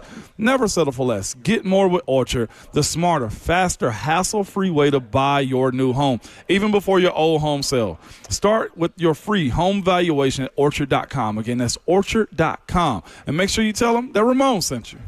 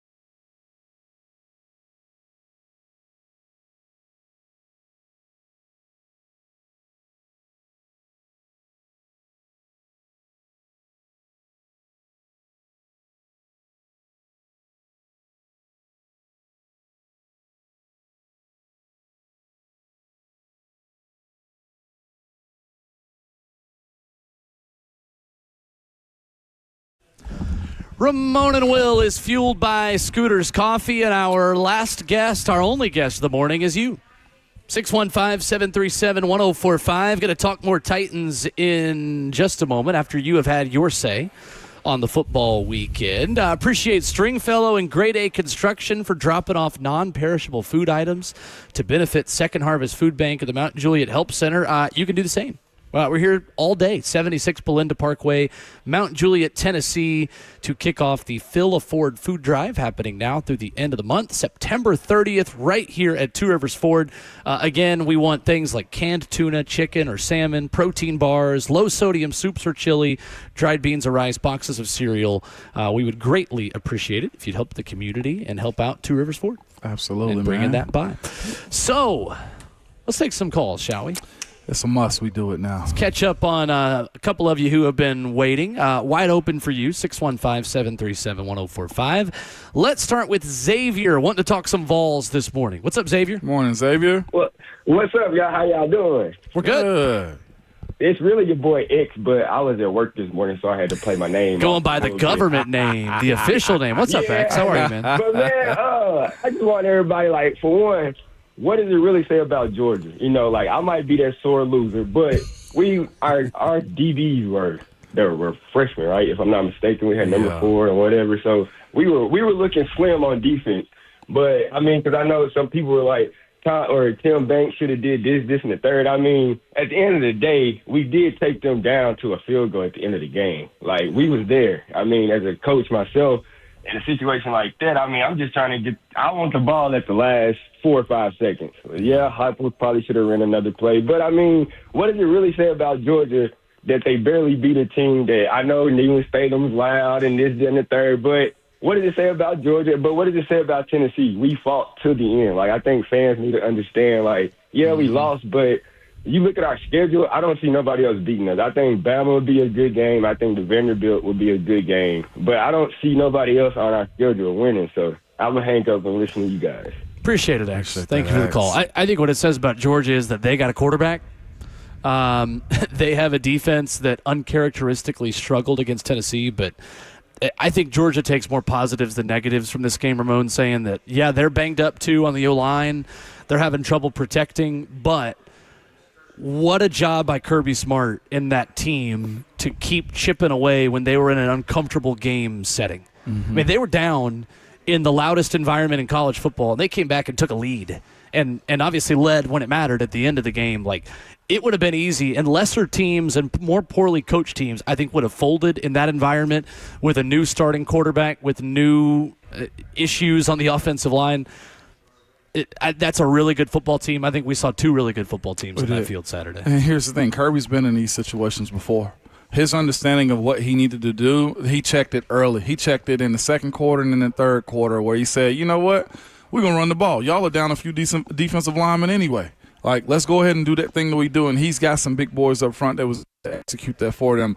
I'm with you, though, X. I'm a hater about it, and I'll stand on that too because we need this from time to time. And again, I said it a second ago, I said it earlier, but the gap that the transfer portal and NIL has provided, it's closed. It's closed. Yep. Yes, absolutely. It's as close as it's been, for sure. No doubt about it. And you got to do it again. Mm-hmm. You have to do it again. I do agree that Tennessee can definitely be a playoff team if they keep playing the way they did on offense on Saturday. Mm-hmm. They're going to win a lot of football games, and it's going to be fun. If they keep this up on offense. If they could get healthy on defense, stay healthy on offense at some critical positions, and sustain this level of high quarterback play, they're going to be a playoff team again. Yeah. I don't know about 11 wins, but I think this team can be 10-2 and a playoff team, and heck, they could even be 9-3 and make it with, I think, the amount of carnage that's coming in the Southeastern Conference to everyone this year. And what they're calculating into now is quality of wins and losses. Mm-hmm. That plays a part in it. I do want to see how they're going to reshuffle this offensive line if David Sanders is back in. Yeah, you hopefully would get him back Saturday against UAB, but I mean, at this point, I'll just kind of believe it when I see it. We've been saying this for weeks. Not cleared to go yet. Maybe you save him for the next SEC game in Mississippi State, but at some point, Ramon, like, Jesse Perry's just kind of be your starter. Like, does he have to come back in when he's healthy? Because the offensive line looks good. I'd heard from somebody, I'll tell you the name offline because he got information from one of their people. But he said Georgia was praying that David Sander Jr. played. They think Jesse Perry's good. Yeah. They think Jesse Perry's really good. And he showed it. What did he give up? In the last few weeks, he's seen every variation of a defense, man. He stood tall. I'm so hyped. I've been tempted to text him, just be like, dog, I'm proud of you. But at the same point, I'm just like, no, let him cook because he's transformed himself. He's made himself a lot of NIL money is what I'm saying. Tennessee had not thrown a touchdown pass against Georgia in the last 3 years, and they had 3 in the first half. That offensive line was miles better against a good Georgia front than they ever have been under Josh Heupel. And they didn't hit any of those explosive runs, but over 120 yards against a Georgia defense is about as good as you're going to get. I mean, they ran the ball well enough to win this game. Situational. They played offense well enough to win this game. You start nitpicking a little bit. If Braylon Staley doesn't slip and cause an interception, this game probably goes differently. I mean, and we can play the what-if game nonstop. Like, both teams can say, hey, if we just did this, ... So it happened the way it happened because Georgia is a championship program that doesn't make mistakes, and Tennessee made more big mistakes. That includes the kicker. Yep. But there's a lot of positives and a lot of answered questions about both these teams. Ramon, I think both of these are college football playoff teams. I do. I think Georgia and Tennessee are both in the playoff when it's all said and done. Because you know why? The teams that we had in there, we got 3 bigs now in the polls that were fool's gold. And a lot of really good quarterbacks that look awful. Florida, Florida. South Carolina, Clemson. Is there another? Texas. Texas is not a top 10 team. The fraudulent AP pro keeps putting them top 10. Vandy has more of a right to be a top 10 team than Texas. Bro! I'm serious. I'm dead serious. What is that all about, man? Crazy to me. What has Texas done to deserve to be a top 10 team? Brand? Yeah, right. That's or the fact that you're preseason hoping. Perception. Yes, exactly. That's what it was. Michael on YouTube says, Vols fans are always painfully delusional. Georgia is not very good. They struggled to beat Austin Peay. Tennessee got at least 3 losses left in their schedule. Michael, in years that Georgia has won the national championship, they have sleptwalked against bad teams. This is not new, the Georgia-Austin Peay thing, or the Georgia struggling against, what was it, Missouri a couple years ago? Yeah. Yes. And then won the SEC. That's just what they do. So you can't play the transitive property game and say, oh, Georgia looked bad against these inferior opponents, therefore they're bad. No, Georgia went into the most raucous environment in college football on Saturday, backs against the wall, kept making plays, protected their quarterback, albeit with a shaky right side of the offensive line. Georgia is an exceptional football team. Exceptional football team. I think Tennessee is very good as well. Yeah. Yeah, you can't play that game. By the way, put some respect on Jeff Ferris's name, too. I heard talking about some stuff. Yeah, that's right. Come on. You barely beat them. No, they play. But, again, that's 2 good teams this past Saturday. Yeah, they do this every year where they struggle against FCS opponents because Kirby Smart just shows very little and uses that to motivate his team. Let's go next to, let's see here. Let's go to Dan wanting to talk Vols. What's up, Dan? What up, Dan? Hey, how y'all doing this morning? Good morning. Good. Hey, on the Tennessee-Georgia game, a couple of things. When you look at the final stats, I was a little bit surprised that Tennessee did not attempt on fourth down. And Georgia, I think they tried to, and they made both of theirs. They did. I don't know how much you think that played into the game. One thing we keep hearing about also real quick is the possession. I think Georgia had the ball like 10, 11 minutes longer in the game. And I'll hop off and let y'all comment. Appreciate y'all. Thank you, Dan. Yeah, talking about the play in the first half where Tennessee, they took it to the end of the first quarter. 4th and 2, could have gone for it and decided to punt. I would have liked to see them go for that as well when they had Georgia on their heels. Around midfield. Yeah, no doubt. And Georgia going forward on 4th downs, though, too, they had to, more than the Vols did in that moment. And I guess with the questions, the way I viewed it when he punted it away was you still had to see what Gunnar Stockton was made of. So you much rather see him go long distance in the field, so you backed him up, too. So it's like you said, we could do this. I'm with you. In that moment, I said go. I did. I think it was a timeout, too, that they came back out for to actually punt that ball. Yeah. So I was thinking go for it in that moment. If I'm nitpicking anything Josh Heupel did, I thought after the fumble, they should have been more aggressive to throw the ball downfield. Up by 5, up 35-30. You just forced a sack fumble on Gunnar Stockton. They run it 3 times and kick a field goal. That's the moment I thought Josh Heupel got too conservative. Now, Josh Heupel, after the game, he said Georgia was in a lighter box. The safety's playing back. But Joey Aguilar's last 4 passes at that point of the game, Brent Hubbs at VolQuest wrote about this. He was 4 for his last 4 for 112 and 2 touchdowns. Yeah. You got to take one shot there. Keep the high hand. Because we're having – it's similar to the conversation we just had about the Titans, isn't it? Yes, it was. About, hey, they have a short field, just got a turnover. Why are you not taking a shot? There's a key difference there. Tennessee could protect their quarterback and was finding success down the field. Titans weren't. Yep. I thought Josh Heupel played a little bit too safe in that moment. And that's nitpicking because, again, if they make a kick, it doesn't matter. And you're right. The plays were there. The first play, I think it was going into overtime, too. Speaking of that one, the hot ball that Joey had to Mike Matthews. You put a little bit more touch on that. That's a catch and run, big opportunity. You change the outlook of what overtime was for yourself also. So, man, ton of what ifs, ton of missed opportunities, and again, I think that's for both sides in that matchup. Yep. There was a ball that was tipped up and just failed into no man's land. That's when I started thinking too. Georgia could have intercepted that ball and have in years past, but I was thinking to myself, that ball has gone into Georgia's hands in years past. Tip balls do not hit the ground in the Georgia secondary.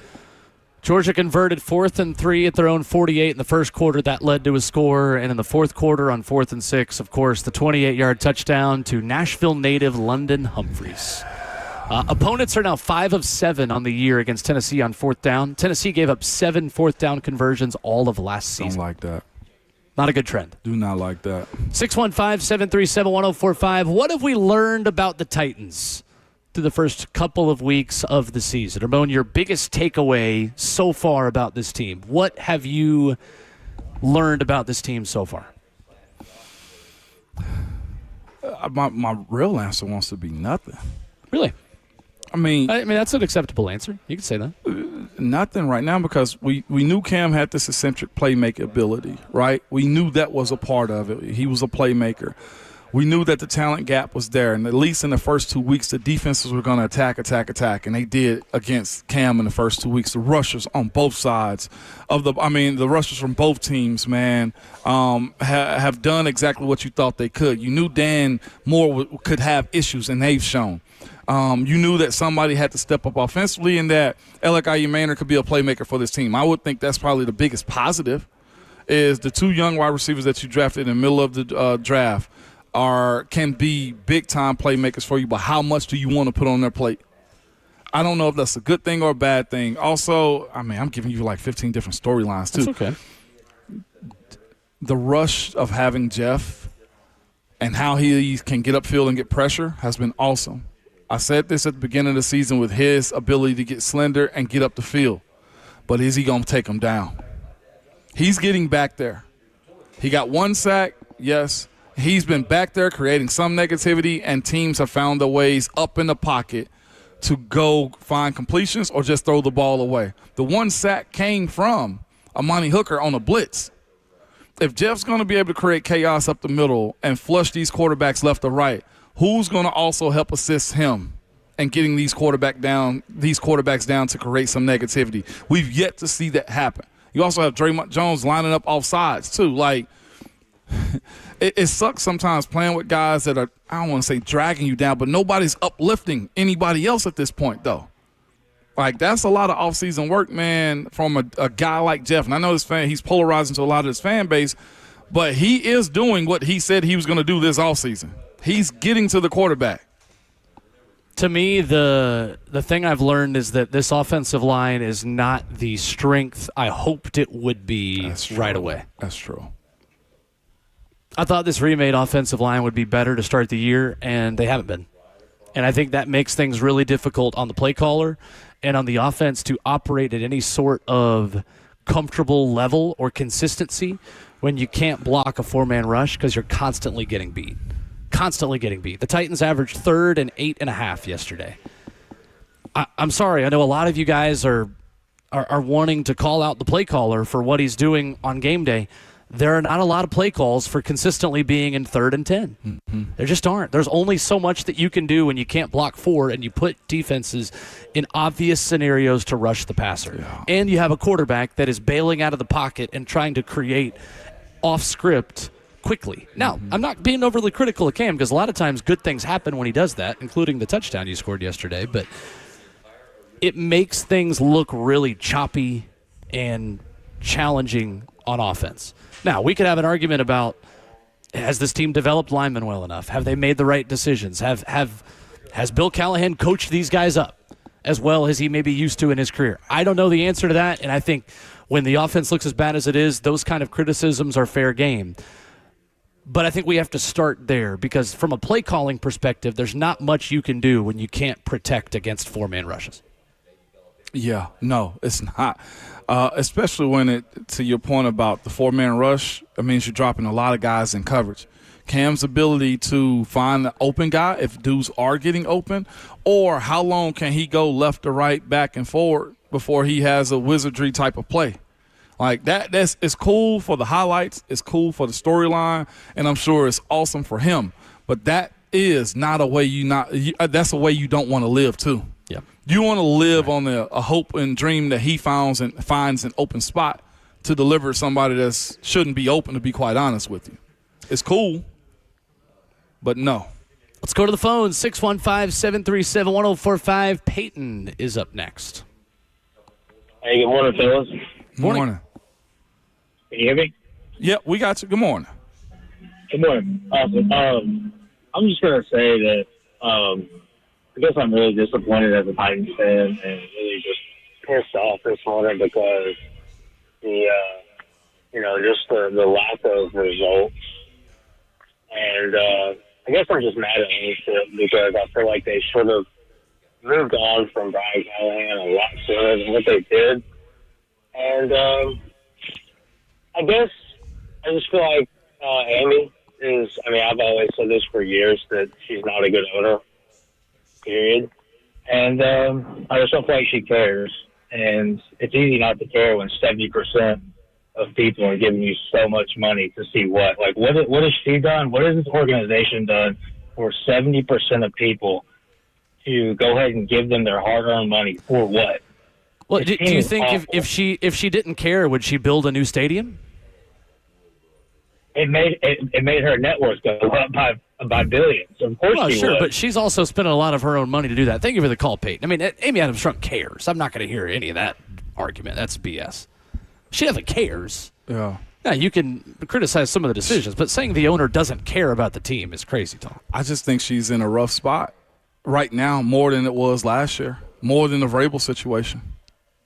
Because if she, from what was it, Zach that called in a second ago, wants her to show that she cared, that probably means he wants her to fire more people.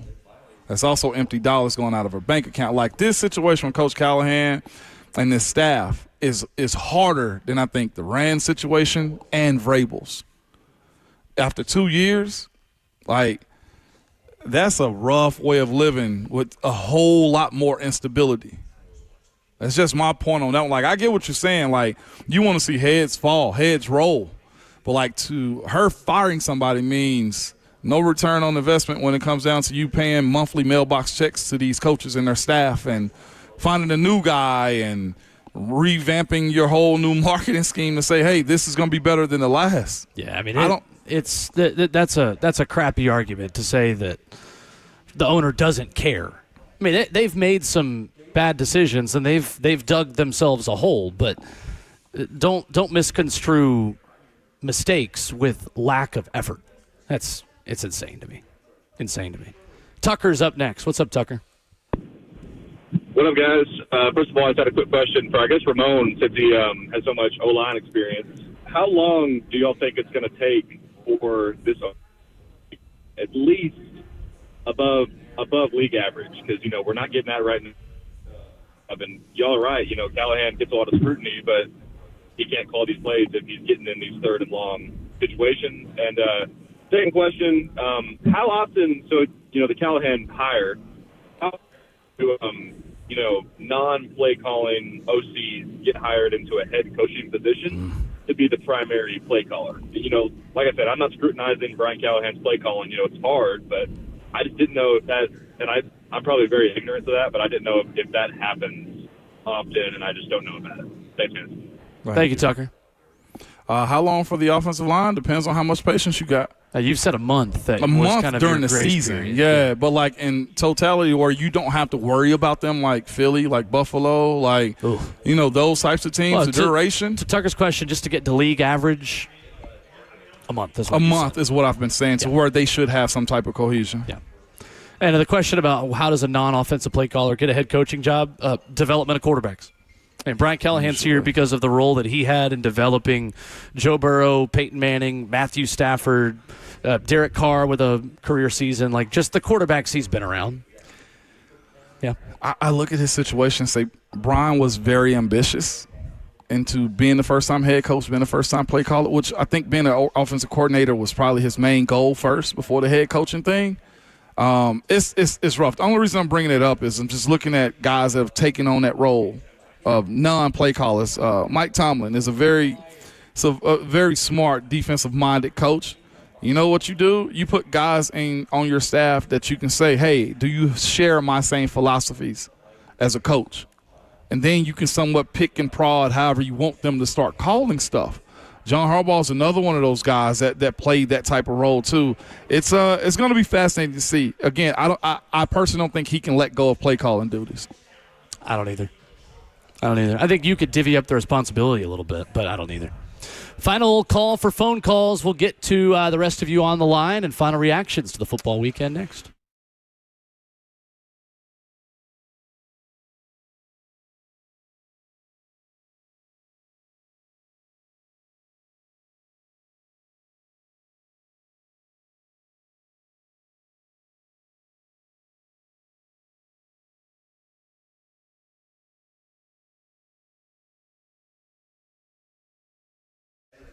It's Ramon Foster for Hiller Plumbing, Heating, Cooling, and Electrical, man. Nobody wants to deal with a plumbing, HVAC, or an electrical emergency. Most of the time, you don't know what it will cost or if it'll get fixed correctly, or if somebody's trying to sell you something you don't need.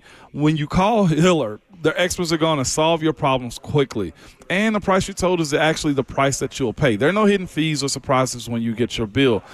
They've been here in business for over 35 years and are family-owned and operated. The techs, very professional, experienced, and trustworthy also. And they're all background and drug screened, too. And when they're on their way, you'll receive a photo of the tech and a link to track them in real time. So it's no more wasting time waiting around for something to get fixed in your house. The motto is, happy you'll be or the service is free. If you're not satisfied with something that they are doing, they will do all they can to make it right or just give you your money back, man. To learn more about Hiller or to book with them, simply visit their website at happyhiller.com.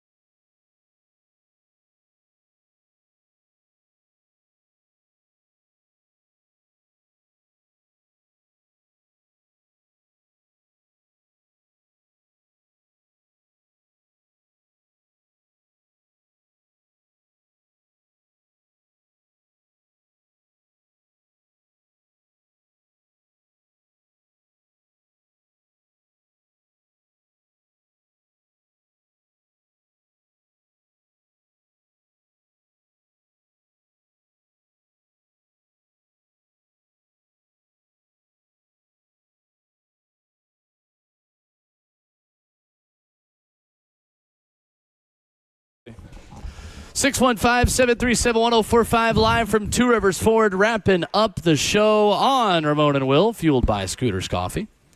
Ramon Foster, Will Bowling, live from Two Rivers Ford. We have another business that has accepted the office challenge. Yeah. Shout out to Bond Memorial Chapel accepting the office challenge. tworiversford@gmail.com. And if you want to get in on this, non-perishable food items, Two Rivers Ford will bring a box to your place of business.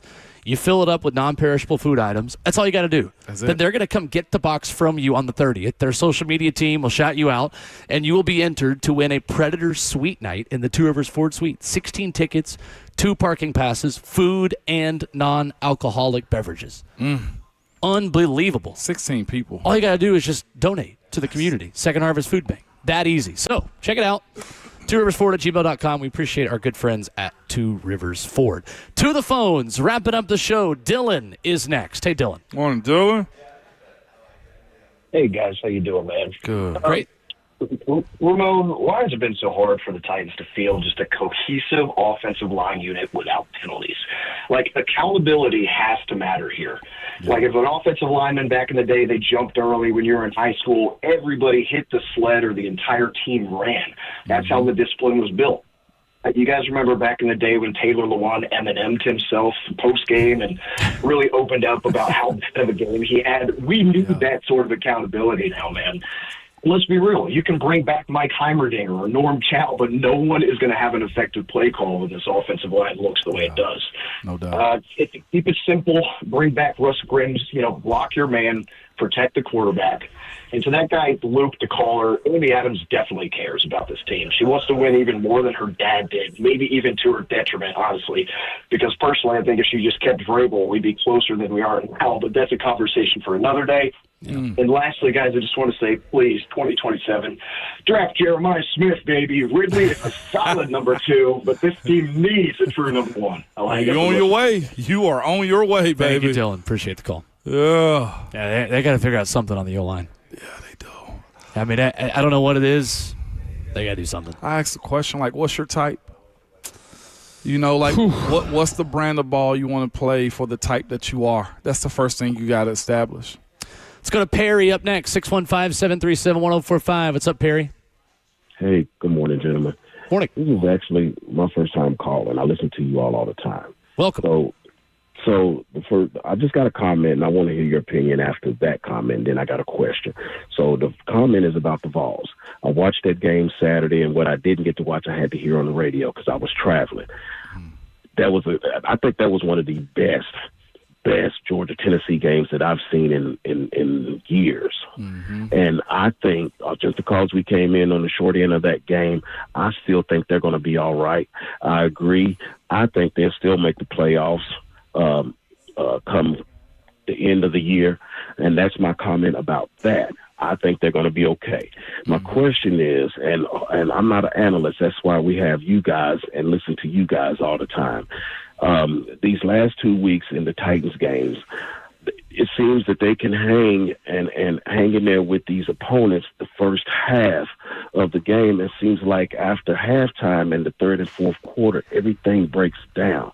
And I want to hear you all analyze that and see what might be going wrong and what you all think they need to do to improve on that. Y'all have a great day and have a great month. Thanks, Perry. Thank you, Perry. Unfortunately, we only have about 30 seconds. But, Ramon, why do you think opponents are adjusting more effectively in the second half than the Titans are? I think it's as simple. It's the talent gap. Denard Wilson's coaching them up really well. I think when you have teams that score quick as the Rams did yesterday or have sudden changes the way Denver did in first week and you can't respond as quick as you need to, the talent gap is sometimes what saves you in those moments right there. And it's massive. I think it's fair. I think thin teams that are young have one pathway to victory, and veteran teams that are deep and have multiple guys that can beat you they can just go to plan B and C. Titans don't have as many plan Bs or Cs. Back at it tomorrow morning in studio. A spicy day in the F&M Bank chat. Woo. Spicy day on the phone lines. We love it all. We're here for all of it. And your reaction. Buck Rising Show next, live from Two Rivers Ford. No doubt about it. But remember at all times, your Twitter fingers and your mic is always hot.